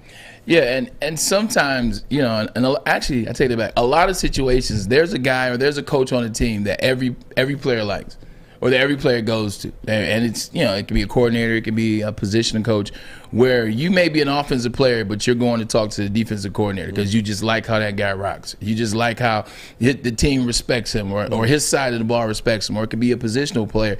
He strikes me as that guy, Rich Passachi, we're talking about, Vegas Raiders, that he doesn't take any BS. But he's also know how to talk with players. He also knows how to get the best out of you, how to coach you. He may ask you questions like, hey, man, what's going on with your wife? How's it? She had a surgery, right? How's that going? He strikes me as that type of individual that's personable but also gets the job done. He's not a pushover. He's not a guy that you could just run up into BS. Who is the team of all teams that needs a guy that you just can't BS? Dallas. They're like Jordan. You can't rank anybody above them. But it's the Vegas Raiders and everything that they've dealt with this year. You need a guy that you can't BS. You need a guy that can look in your eyes and see you're burning the candle at both ends and tell you, hey, you keep going out partying all the time, it's gonna cost you. You need a guy that can tell you, hey, you going out chasing, all the time, it's gonna cost you. Hey, you go out and doing all these marketing deals, but you're not balling on the football field, it's gonna cost you. He seems like the guy that can say those things, and you as a person listening to him won't say F you. You'll be like, you know what? Damn, coach is right. I can't do this. I have to, put this down for a second to focus on football and the team. He seems like that guy. They exist, and a lot of times we want those guys to be the head man. Well, Vegas has a chance for that guy to be the head man. You'd lay a 5-year deal on him right now. Absolutely. Yeah. Hands down. Who's better? Yeah, nobody that I can think There's of right now. 8 jobs open. I can't even pick. I can't put 8 guys in 8 jobs. It just goes to show you don't. Who's better than him? I don't know. If you don't get Harbaugh, it's probably a couple people that's better than him. But who's better than him for that situation? That's what I'm trying to say. Listen, that's exactly what I'm trying to say. If you're not getting Harbaugh, there's no slam dunk guy out there, so you keep him. Sure. I mean, I don't necessarily disagree with you. I wanted to get to this question for you as we move on. Okay. I'm gonna name a couple of players for you, and I want you to tell me what they have in common. Deal. Kyle Pitts, Jamar Chase, Jalen Waddle, Penei Sewell. They all got drafted last year. First round picks. They all got drafted after Trey Lance. Could you imagine the San Francisco 49ers with Kyle Pitts opposite George Kittle? Can you imagine the San Francisco 49ers with Jamar Chase opposite Deebo Samuel? Holy crow. Can you imagine Jalen Waddle work in the middle Can you imagine Penei Sewell getting Jimmy G's blind side? No, Trent Williams has got that. He could be on the other side. The right side. The last two are the best ones because you're not going to take a Kyle Pitts when you have Kittle. Although it's amazing. Yeah, Aaron Hernandez and Gronk, they won a Super Bowl. That was different, though. I mean, I'm just saying it's possible. They didn't win a Super Bowl. They went to a Super Bowl. 18-0. Yeah. Sorry about that. You know what? I've never seen it happen, but shoot, we do live in a new world as it relates to sports and NFL. It could happen, so I'm a back up off that one. I think that Waddle one and that Penei Sewell as a right tackle, same thing the Lions did. Oh my God! You're right. I'm not saying Trey Lance I'm not saying he's a bust. But what I am saying is the San Francisco 49ers just went to Dallas and won a playoff and whooped game. those guys. And I don't know if they're probably not going to go to Green Bay and win. But how do you get rid of a quarterback who just won a playoff game for you on the road for some kid you don't know how he's going to react? Hey, got you in the playoffs first. Yeah. Had to beat the Rams. Well, Stafford got him in the playoffs. In L.A. In L.A. I'm just saying, this San Francisco 49ers, this is the biggest Darko situation that I can imagine because those four players after that, Kyle Pitts, rookie record for tight ends. Jamar Chase, rookie record for touchdowns in a season. Jalen Waddle, rookie record for catches in a season. Highest graded lineman. Highest graded lineman. Graded lineman. I mean, it was like, great player. Trey Lance better be something. Here's an interesting thing. Let's step away from that, but stay there. What do you do with Trey Lance this year? Is it a situation where is he on the market? That's where I'm going with that. Is he on the market? No, that's Kyle Shanahan put his whole life into Trey Lance. The kid's not ready. Yeah, he's going to be fine. Let me ask you I believe in what Kyle Shanahan. In my best Maz voice. Let me ask you this. In my best Maz voice. What if Jimmy Garoppolo goes to Lambeau Field and wins a playoff game this week? Mama, hoochie mama. What do you do? I'm scared, by the way, as a Packer guy, and that's my team to go to the Super Bowl. Because the way that team plays. Yeah, what did we say? They get after the quarterback, and they dominate in the run game. They're going to rush the ball 30 to 35 times. You know what that means? Who's going to be on the field less than he's used to being on the field? Aaron Rodgers.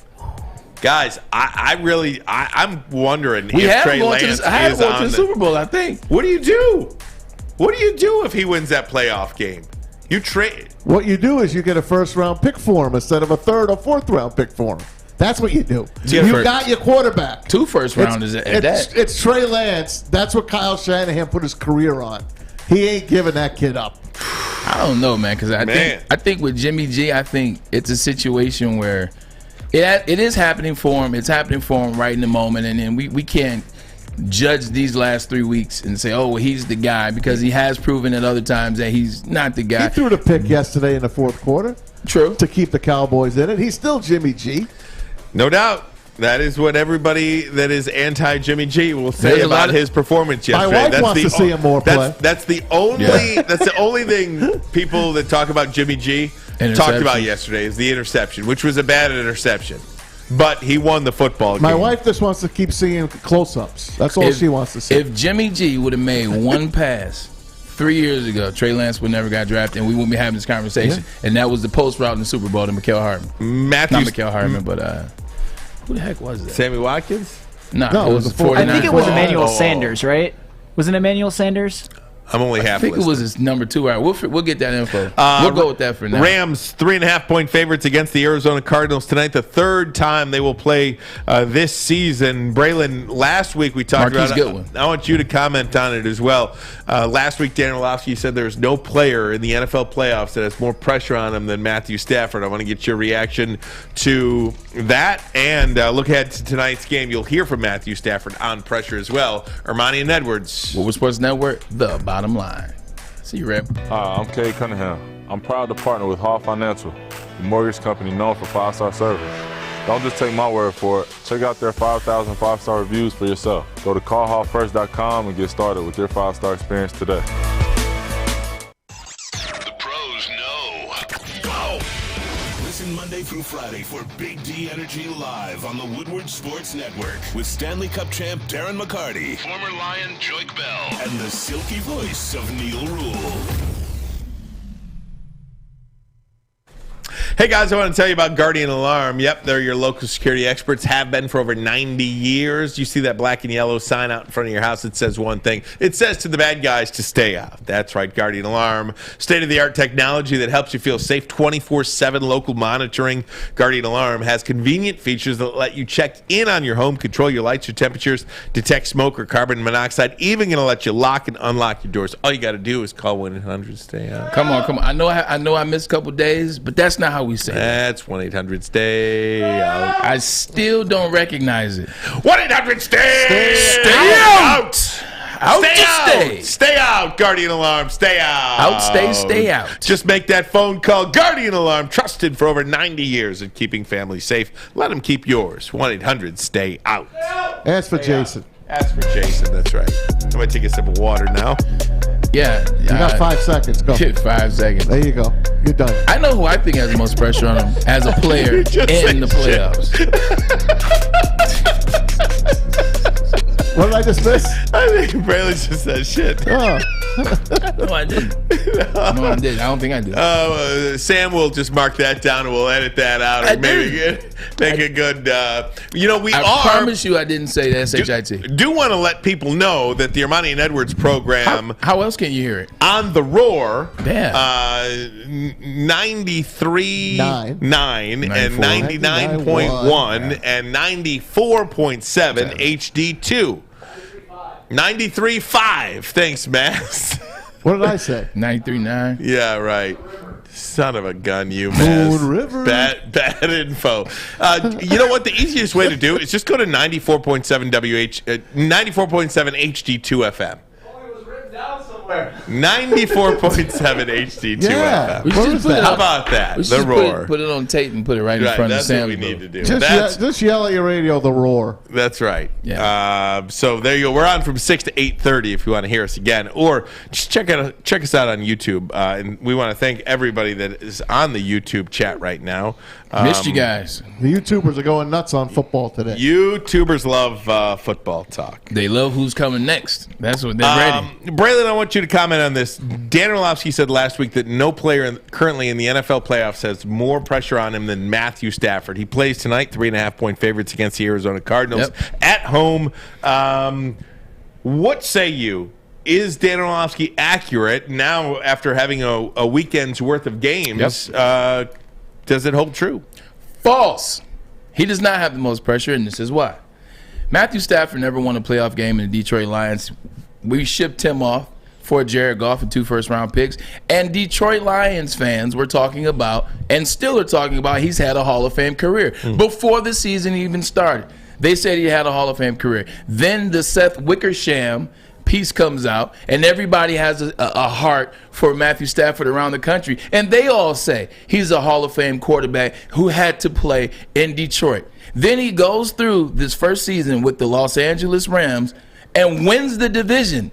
He backed into a win because they lost to the 49ers, but yet and still, they go 12-5. They win the division his first year out there. So now they're really chomping at the bits in the Matthew Stafford success story. He can go out there and lose by 50. It wouldn't change people's opinion that already have formulated opinion about Matthew Stafford. Most people already think he's a Hall of Famer. Most people think he's a really good quarterback. And most people think he's one of the most talented arms the NFL has ever seen. So he doesn't need this to boost his rep. If he wins, it's like, oh, now it'll make the fluff piece even more right, and it'll make them take more shots at Detroit. But I don't think it'll help him in terms of the whole perspective. I think it's already pretty much good for him and what he's going to do moving forward the next 4 or 5 years in Los Angeles. The pressure is on Aaron Rodgers. Aaron Rodgers, to me, should have the most pressure. Aaron Rodgers is what? What is he, 1-7 in NFC Championship games? And 5 of those were in Lambeau that he lost? Or 4 of those that he lost were Lambeau, 1 he won in Lambeau. It's Aaron Rodgers. We talk about him being this great regular season quarterback. It sounds like Phillip Rivers to me, minus the Super Bowl win. He still has the Super Bowl, right? He has one Super Bowl years ago who most people forget who he played against to get the Super Bowl. I do. Stillers. I said I know. I'm saying, but most people do. It was I forgot. It was thank you. And you follow sports. It was years ago. It was 11 years ago when he won that Super Bowl. Good Super Bowl. He plays amazing. It really was. He plays amazing in the regular season. He doesn't throw that many interceptions. Like he does these plays where you're like, how did he even make that throw? Like, how did he know to get the trajectory? Like, oh, that's great. But in the playoffs, he disappears, especially in the NFC Championship, and then people just give him a pass. It's Aaron, it's Aaron, it's Aaron. You keep losing long enough. Like, just imagine Deebo Samuel and company go up to Lambeau this Sunday coming up, and they lose. It'll make you start to look. You're like, there's one guy he could lose to where you shake your head and you just chalk it. There's one guy could beat him. It's Tom Brady. It's Tom. But if Tom Brady goes to Lambeau and win that football game, he has no chance. But what if Jimmy G? I'm just Tom saying, Brady has no chance to beat What him if Jimmy in G Lambeau. beats him It's a this failed Sunday? season. It's a failed season. And that's what I'm saying. That 13-3 doesn't mean anything. Like Matt LaFleur is 13-3 this year. Last year, You're 13-3. right about that. Last year, the year before that, 13-3. They don't mean anything. It don't mean a thing if it ain't got that swing. Listen to me. The only way you're beating the Packers from the Super Bowl is this week. If they don't lose this week, they're winning the Super Bowl. But man, no other team is going to beat the Packers. But man, I year. didn't say that they were going to lose. I agree with you that they're the team. I agree with you. I'm simply saying in terms of who has the most pressure. I think it's still Stafford. I think it's very look. I disagree because they wrote a whole fluff piece on him. The problem as I see it is Matthew Stafford, gets traded to go to a team because they couldn't, for one reason, right, to win a Super Bowl. And if they can't win a playoff game, I mean, they won a playoff game last year with some guy nobody even heard of. But my thing is they've made so many excuses for him. Even this season when he's lost games, they've made excuses for him. Yeah, I think that's kind of waned as the season went on because of the way the last month ended up, where he threw 8 interceptions in the last 4 weeks of the season. Now, Aaron Rodgers to Dan me... Dan Orlovsky is your boy, right? Yeah, I like Orlovsky. Dan Orlovsky makes excuse for him all the time. No, he definitely does. Everybody made excuses when they lost to the 49ers. It was the 49ers. They were in already anyway. It didn't matter. He threw an interception. He was giving Odell Beckham a chance. Those two players, okay, let's say this. Those two players, Stafford 1 and 2. and Rodgers, however you want to rank them, they both got an enormous amount of pressure, and only one, it's going to work out for one of them probably. Because I just don't see Tampa getting back to the Super Bowl, although I would never bet against Tom Brady. Yeah. But, Eli's got 2. And 2 MVPs. Yeah, I mean, Eli's got 2. So I do think it's a situation where Aaron Rodgers would help his legacy out if he got a second Super Bowl ring. And I might just be making some stuff up just for the sake of a conversation on a beautiful Monday while we have beautiful listeners and watchers watching us and representing the show. So I might just be having some fun. But I'm telling you, man, you just keep talking about how good an individual is, and then in the playoffs, they just keep not getting it done. They turn into those question marks like, well, what are they that good? What happened in the playoffs? Because seemed to be the same team that you had in the regular season. Seemed to be the same coach. You seem to be the same player. You seem to be the guy that won MVP. What is happening at Lambeau Field in January? What is happening on the road in the playoffs in January or in February? What is happening that's not letting you get that win? Because I remember that Seattle game in the NFC Championship. I remember it was ugly. It was ugly. Seattle was not that good, and they allowed them to come back. He dropped duds in the second half. Like, it just... What happens in the second half, especially the fourth quarter, for Aaron Rodgers set NFC Championship? I sat in your seat on Friday, and I said, Ryan and we spoke about what's going to happen with Matthew Stafford. They play tonight. He hasn't won a playoff game. No. All right? Everyone in Detroit here they love him. Okay? For the most part, we love Matthew Stafford. There's the haters, too. The haters are going to take over the city tomorrow. They're going to take over the nation tomorrow. Detroit will be in the news tomorrow if Matthew Stafford and the Rams lose tonight. Los Angeles is so quiet. Exactly. You can hear a mouse urinate on SoFi Stadium. Yep. Rob Parker. Get the Rob Parkerisms out. The other thing is, for me, and the reason why I didn't pick Stafford and I picked Aaron Rodgers, 1, to have a conversation, 2, is because when Stafford loses tonight, you're literally going to say the same thing you always say. I do think Arizona's going to win the game tonight. I know so. And my boy JJ is coming back. The reason why I say that, what's going to happen when Matt Stafford makes the play that he always makes to lose a game or to not be the reason they win? Oh, Stafford is just doing Stafford things. So it's not about pressure. You know who he is. It's just like Dallas. It doesn't matter who Dallas has on their team. Dallas is going to do Dallas things in the playoffs. You can't help but watch these games over the weekend and think to yourself, what will it take for the Lions to get in this spot? Lions and the Jets coaching staffs invited to coach at the Senior Bowl the week of February 5th. We will talk about that next. Also, you'll hear from Jason Cabinda on the Lions team attitude and Amani Oruwariye on what's going on in that building. Lions and Jets coaching the Senior Bowl. We'll talk about the benefits that can have for this Lions coaching staff and general managerial team as well. We'll do it next. Armani and Edwards. Woodward Sports Network, the bottom line. Hi, I'm Kay Cunningham. I'm proud to partner with Hall Financial, the mortgage company known for 5-star service. Don't just take my word for it. Check out their 5,000 5-star reviews for yourself. Go to callhallfirst.com and get started with your 5-star experience today. Braylon catches TDs. On the slant, there goes Braylon Edwards. Edwards on a foot race, and no one's going to get near him. 80 yards for the touchdown. Ryan catches Pokemon. We all have our strengths. The bottom line on Woodward Sports. Hey guys, I want to tell you about Lady Jane's Haircuts for Men. This place is wicked awesome. You want to feel like $1 million? Just walk in, sign in, sit down. Before you know it, you are handsome and clean. Lady Jane's get to several locations throughout Metro Detroit, also several locations around the country. So go ahead and look for a Lady Jane's near you. Open every single day of the week, 7 days a week. Opens 10 to 8. Walk in anytime. It's wicked awesome. Wicked awesome.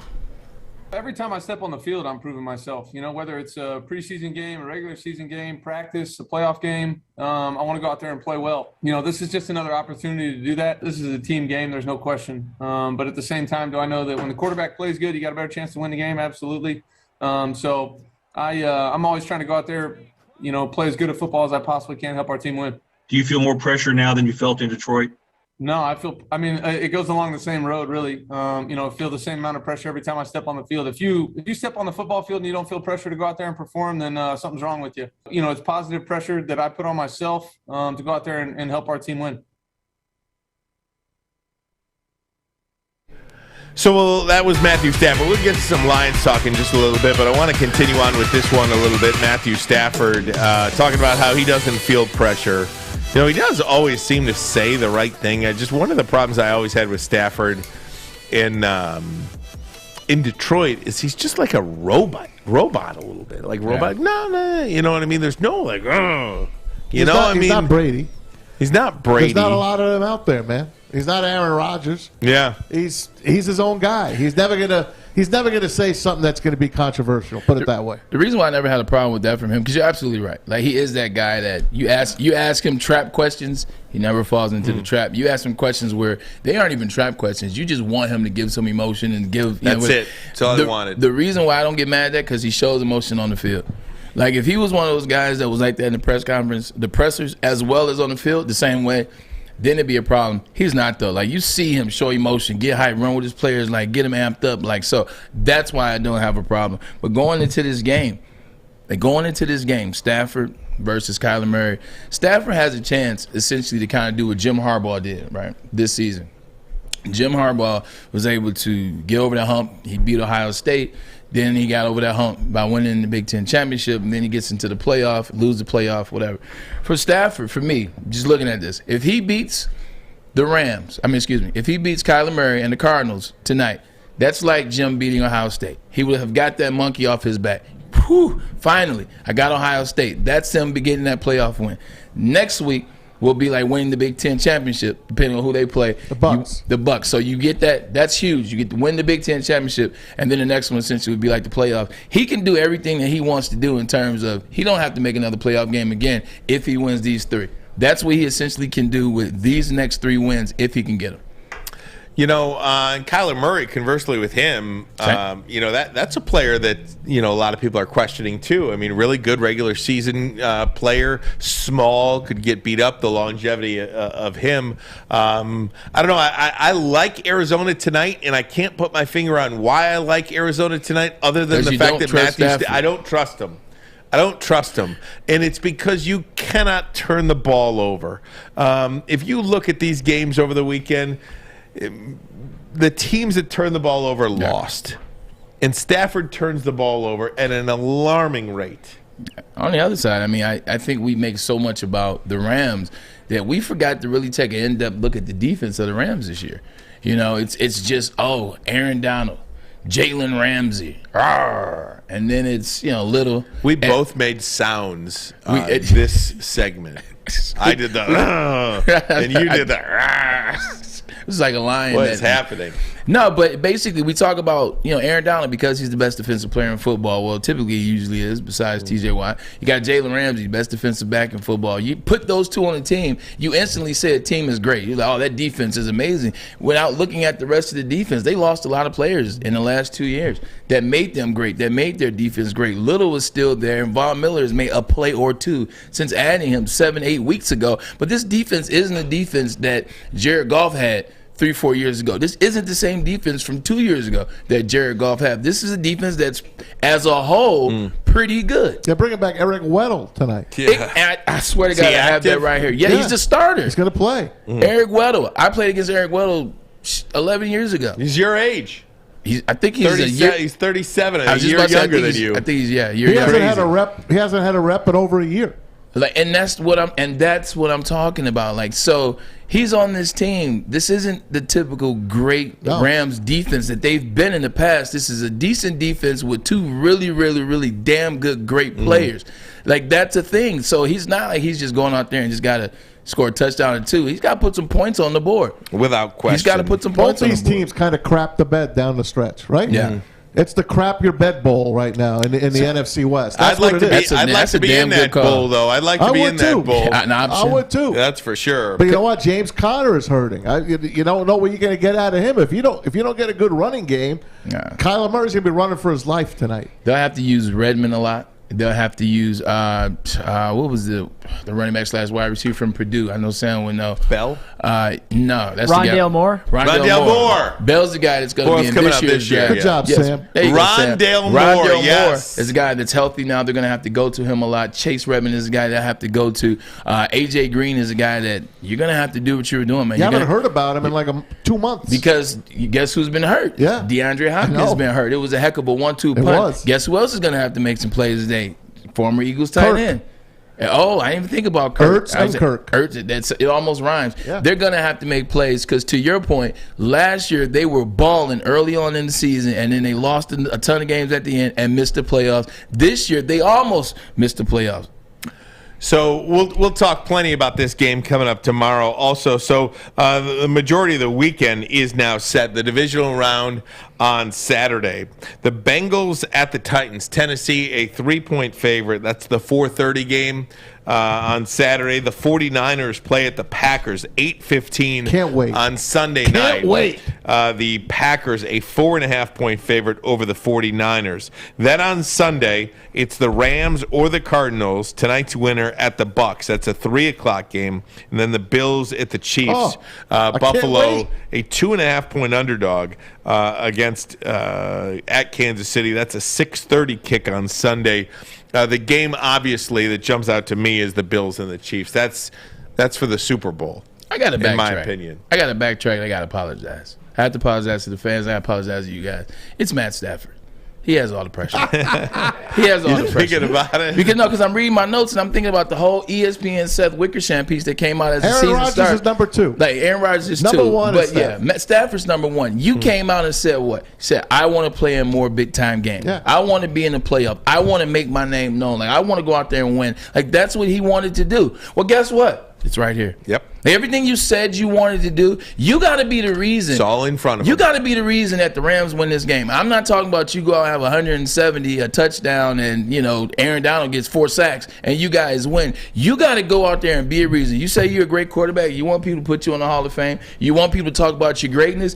You got to go out there and you got to be great in the playoffs. You got to win. Great quarterbacks aren't on winning teams. They win on winning teams. Those games that you were talking about, those divisional games, they're going to make up for the duds that we had this weekend. Yeah. I mean, we had 2 good games, 1.5. because that Cowboys This game, is when the playoffs start. This weekend. You're right. The divisional round. Yeah. This is it, man. You're in the Final Four in the AFC and the Final Four in the NFC. I'm as excited as I am. I start to get sad because it's coming to an end. Football season is slowly dying. You know it's and coming I love to it an end. so freaking much. You got to watch the Pro Bowl. Yeah, I watch it. You watch the Pro Bowl? Yeah. I watch every NFL thing that's available. I'll be rewatching the Cowboy game as soon as I go home tonight. I'll be watching it prior to the game tonight. Guys, we'll have plenty of time to examine these games, but Titans are a favorite over the Bengals.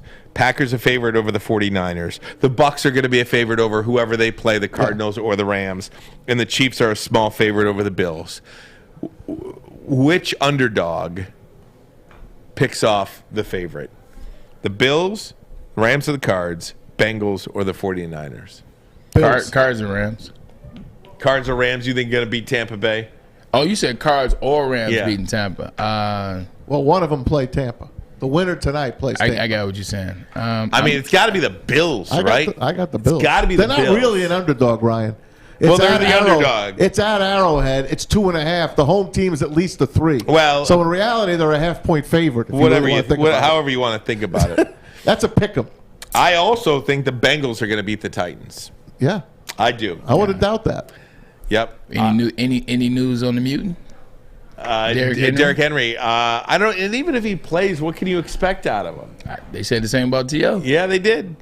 Yeah, I don't know. There's just something about this game. Bengals team and this quarterback that I just love. I just think the world of the guy. I definitely love both of them. The dynamic of Burrow and Chase. Even Uzomah. I love Uzomah as well. He did the icky shovel. Oh my God! You missed the icky shuffle when you were on the road. I did see that. I did see they had the Icky replay. Woods outside the stadium doing. I did see the replay. Good. I would have picked the Bengals over the Titans, regardless if Derrick Henry come back or not. The one thing that scares me, though, I'm telling you, man, that second half of that, and keep in mind, it was a home game. Cincinnati was at home. The second half of that Cincinnati game is what scares me about them playing the Titans in Tennessee, where they've almost been unbeatable. By the way, the Lions are on the clock now for the longest streak for the playoffs. Did we see that? Bengals had 31 years. They exercised those demons. The Lions are on the clock now, 30 years and counting. Here we go. Look at that. With the Bengals' victory over the Raiders, the Lions now have the NFL's longest drought with a playoff victory. The Bengals also avoided matching the Lions for the longest postseason losing streak in league history. Detroit currently at 9. By the way, the Detroit Red Wings scored 2 goals in the final couple of minutes of the third period to tie it and go into overtime, where they just won the hockey game. All right. So, see my hat? The Detroit Red Wings. You did it. Dylan Larkin gets the overtime goal. What else is new? And the Red Wings win it 3-2. In snowy Buffalo. In overtime. Ermani and Edwards. Woodward Sports Network, the bottom line. That's a go blue. Okay, you thirsty little spin goblins. I want you to pedal into the next dimension. Spin it! Spin! Spin! Uh-oh! Carmen's falling behind. Let's give her the hiss of shame. Spin! Spin! Spin till you bleed! Don't ride the bike of shame. Come to Planet Fitness and find your own lane with tons of equipment, free fitness training, and no hissing. Join today for just $10 a month. Putting on a show here, and that's how you answer. We love our sports. We just wish they'd love us back. Detroit sports for Detroit sports fans. Woodward Sports. Hey, gang, I want to tell you about Les Stanford Chevrolet, located in Dearborn on Michigan Avenue. General Motors announced the all-new electric Chevrolet Silverado. Reservations now open right now. They're open at Chevy.com. Les Stanford is going to have one of the largest allocations of that vehicle, so make sure you get in line at Les Stanford Chevrolet. For more, you can call him today, 313-565-6000, 313-565-6000, or hit him up online, LesStanford.com, LesStanford.com, Les Stanford Chevrolet. Find new roads. Hey, I wanted to ask you guys, when Nick Bosa went down yesterday. You mean Joey Bosa? Isn't it Nick Bosa? No, it's Nick Bosa, but So, he said it on the shot. Who said it? Tracy Wolfson. Tracy Wolfson I heard kept that calling too. him Joey Bosa. She called him like 3 times. I mean, it was embarrassing. Yeah, what are you I gonna mean, do? after the first time, somebody's got to let her know. Of course. And then the second time, somebody's got to let her know again. Anyway, Yeah. when Nick Bosa went Go down, Blue, though. and We that love was Tracy Wolfson. I know, right? his own teammate took him out, by the way. If he plays that whole game, is the game even close? No. I don't know. I mean, And the then Dallas Fred Warner Cowboys went down in the fourth quarter. The Fred Dallas Warner went Cowboys down. have some crazy good talent on offense. Yeah. I mean,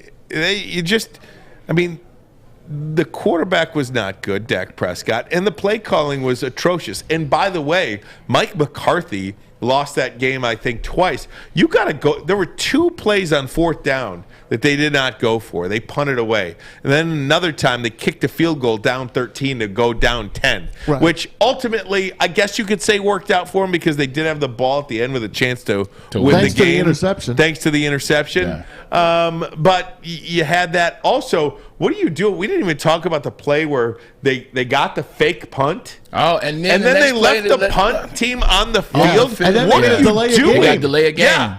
What are you doing? They thought they were tricking him into making. So, Tony Romo was like, taking "Oh, a they timeout. want to force him into a timeout." But that's twice in the second half of that game where you thought you were the smartest guy in the room. And that's the second time you got bit. And it's just like, I hope they lose. That guy deserves to be But fired. you know what? I hate Mike McCarthy. Yeah. Do you think about this? They practiced that, obviously, and Jerry got Jones. it. And Jerry Jones is there. Do you think maybe he probably said, "Hey, I like that play. I want you to." You don't know what Jerry Jones is calling. No. He might be calling those freaking plays. Well, I would have called that play if the head coach was incapable of doing something there. He had to spark his team. He got it, essentially. He got it, yeah. And then you got to delay a game. It was so bad. It just looks so. It was a sloppy game. Chaotic, man. Like Yeah. it just looks Chaos. so. It just looks so chaotic from the standpoint of a couple things, and then we can switch. One, you guys are a team that's used to being in the playoffs. Regardless of what you want to say about the Cowboys, they're used to being in the playoffs. Whether it's this team or just the brand itself, you're used to playoff games. Two, you're at home.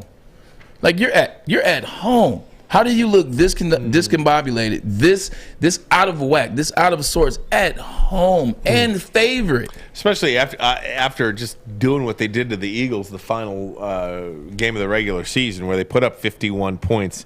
Just goes to show you, too, maybe the Eagles were not ready for prime time. No, not They at will all. be, though. They will be if they play their cards right.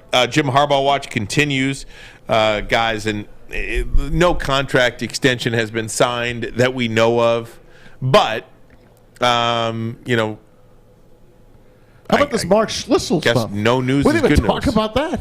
No, Mark Schlissel, the president of the University of Michigan, fired. What a mess this You're weekend fired. was for Michigan. So Mark had already been gone. Like, so I get weekly updates because I'm a donor, University of Michigan, so they keep me abreast of what's going on campus.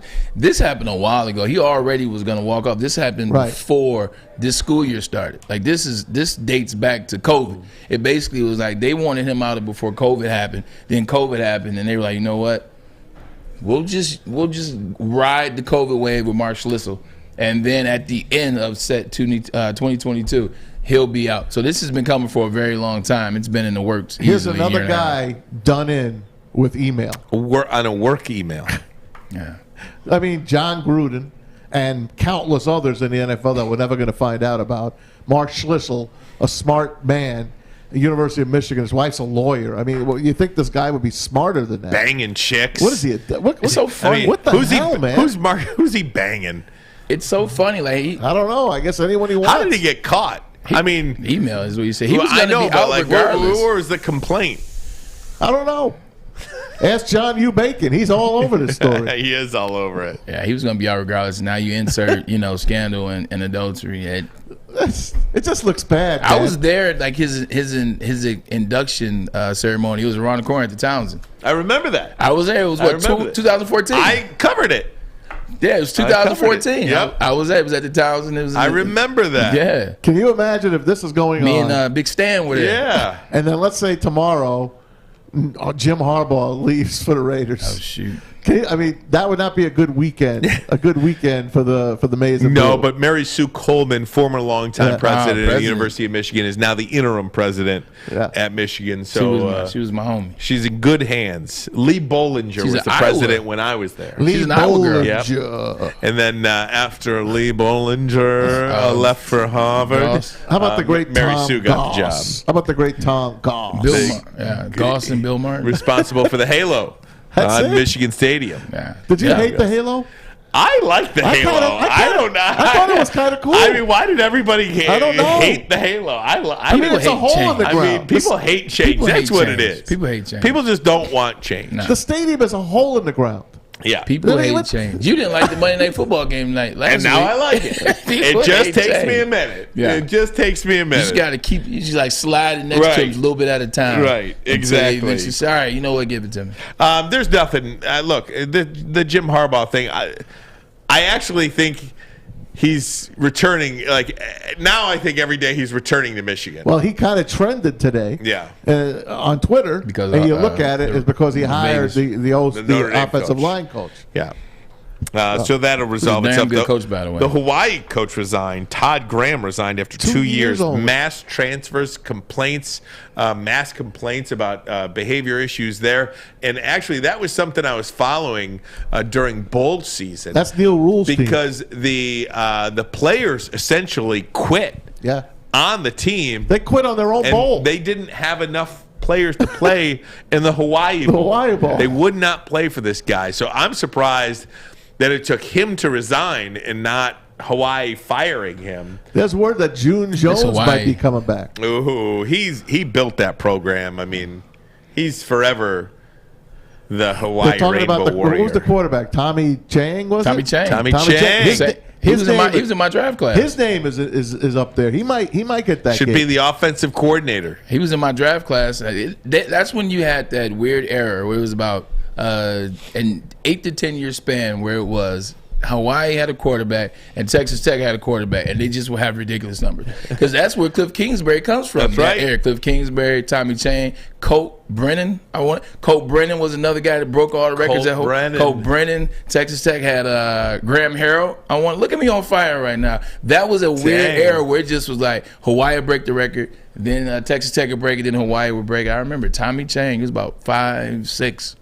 He could sling it. Unbelievable stuff, guys. Those were always great games. They'd always have the high-scoring games. Those Hawaii. Guys, I did tease some Lions talk. We're just going to get to that tomorrow. I'm running out of show, and I just can't get there now. But we'll do a mini mock draft tomorrow. Joel Klatt had his top 5 quarterback prospects. Who do you think his number one guy is? I think it's Kenny Pickett. That's not his number one guy. It's not. No. Matt Corral. Really? Yep. Still, despite the injury? Despite the injury. Which is good because I'm thinking hopefully the kid is healthy. Kenny, sure. Yeah. I'm they hoping said it was that like he's ankle healthy. tweak. I know Lane Kiffin came out and talked about it, but you never know with Lane. But it seemed like an ankle tweak. Seemed to be fine, but that's interesting. Matt Corral, sleep number one. Kenny Pickett. You still want a quarterback? You know what? Save it. Yeah, I don't know. I mean, that Georgia game showed you something, right? No, I just am not of the belief that It's in this draft. or Thibodeau is that number 2 player. Yeah. I mean, they're going to be really good players. And I just saw like this Big Ten Network special on Hutchinson and the motor this guy's got and just how much he loves football. And I think, that's all great. I don't see Nick Bosa when I see Aiden Hutchinson. I think the big thing about Aiden Hutchinson, where you're thinking about, and people like you that are thinking about, I love Aiden Hutchinson. Please don't make mistakes. No. Trust me. If they think that, then they're foolish. Like what you're thinking and what I'm thinking is, if you miss on Aiden Hutchinson and he happens to be a great player, you're not mad at yourself. Like that's where it goes down to. Like if you happen to, let's say, you don't draft Aiden, you draft somebody else, or you move down, you don't take Hutchinson, and he ends up being a really good player. Like you're not going to be mad at yourself at missing Aiden Hutchinson. You'll be mad at yourself if you miss Chase Young. Like if you miss Bosa, you would have been mad at yourself. Like I knew it. I can't believe I did that. But Aiden, you're like, he's probably going to be good, but is that what I want to draft? Just about value, man. Are you still sticking with they're not drafting either? I don't think they'll draft either when it's all said and done. Hutchinson and Thibodeau. I just don't. Is Neil going number 1? I think Evan Neal will go number one. Because I think the number one thing you have to do for a quarterback is protect him or get him a wide receiver. And there's no number one overall type wide receiver, especially now with the Alabama guy out.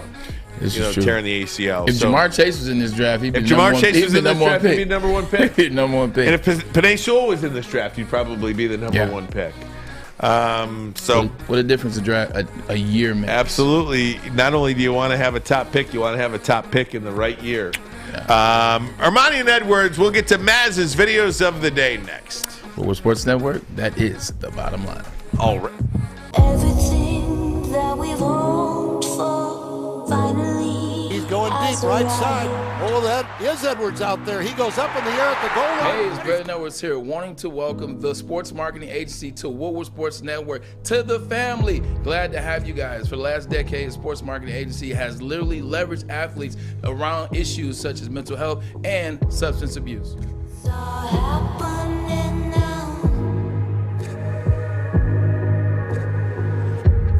Opinions are like ear holes, and we're putting ours in yours. Well, that's not winning, joint. It's Woodward Sports. Oh, man, it's that time of the day. Gypsy Vodka, I tell you like this. I could have used some last week, especially on the weekend, to watch some of those lackluster football games that we had. But Gypsy Vodka, it is gluten-free, and it is Michigan's choice for vodka.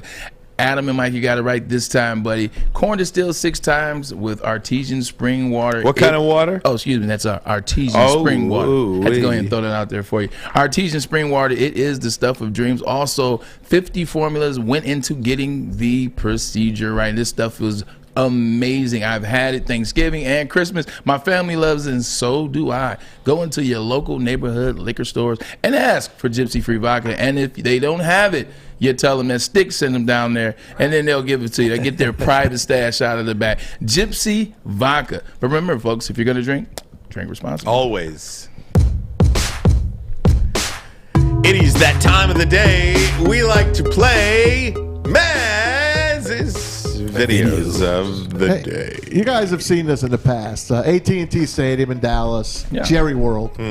When they open the doors to let the people in, these are not the ticket holders that have their seats. It's not Best Buy? No. This is literally, they open the doors, and these people run to get the best standing room view. These people do not have seats. I'm shocked that they allow this to happen. This is going to be a disaster one day. Check this out from yesterday's Look at all those playoff people game. on the left, like outside to the left of the glass. Look, there they go. And they're off running to get the best view. It's a lot of 49ers fans. Well, you know that. They travel well. This is true. We've said that in the past, but that's AT&T Stadium yesterday, right before the Cowboys Looks and like the Southwest 49ers. Airlines. Yeah, I mean, like Southwest Airlines. Isn't that crazy? I mean, that's dangerous, is what it is. Sure is. Look at the poor guys hauling the janitorial, custodial baskets. He's like, I'm gonna just sit here right here and he's wait. like, I'm just gonna stand here. And When let you them have pass. standing room only, you want to get that best available shot, and they want to get close to that bar area. That's where the Cowboys walk through the bar. Yeah. So they all want to get those good views. So that's AT&T Stadium. Let's go on to maybe they should design a stadium that doesn't blind their players too. Oh my God, Wilson, do you see that? Yeah. And the punter hit the scoreboard. Dead ball. That's a dead ball. That's a dead ball. Now at Tropicana Field, they have all these different, when you hit the catwalk and all this, they have all the ground rules. Yeah. I guess that was the ground. I never saw anyone hit it. So I guess that's the ground rule. You do it over again. Reminded me of what's his name? Reminded me of the punt you showed me with Madden. That's right. With Saints punt. That's right. He kicked the. He hit the board too. Ray Guy. What did he call it? Ray Guy called it. It was the. I forgot what he called it. What is it called? Because it's a word. It's the top of a not the gondola. Gondola. There you go. There Hit the gondola. Hit the gondola at the Superdome. Yeah. He wanted to do it. John Madden said, "Go ahead and do it." Hey, today is the great Muhammad Ali's would have been his 80th birthday. Wow. 80th birthday. I still follow the Ali Foundation on Twitter. They put out this little happy birthday to the greatest. Check it out.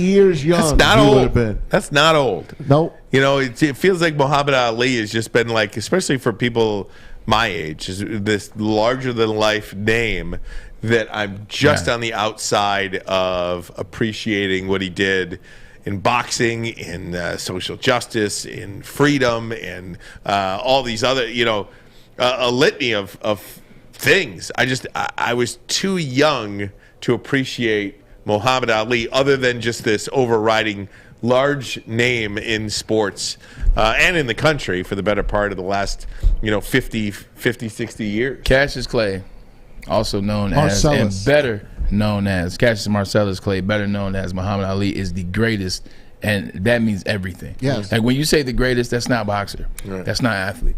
That's His not, mama call him Clay. I'ma call him Clay. No, that's real.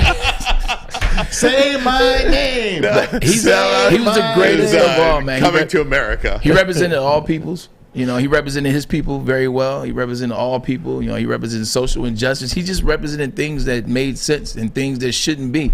And things that he did that they will never be done again. Like LeBron does a bit of some of that, but Muhammad Ali did it at a point where he lost everything and was okay with it. He went to jail. He lost everything and was okay with it because he stood on his moral beliefs and he stood on his religion. People aren't built like that anymore. And one of the best cameo appearances of all time, the Academy 96 Olympics. The Academy Awards when Rocky Sylvester won. Stallone. So he stole my movie, man. That got us in trouble the other day playing it that. did. Anyway, remember when he threw? This is how dedicated he was. He threw his gold medal in the river in Louisville because just injustice. I can go over there and fight for this country, box for this country, and then come back and have to deal with this stuff.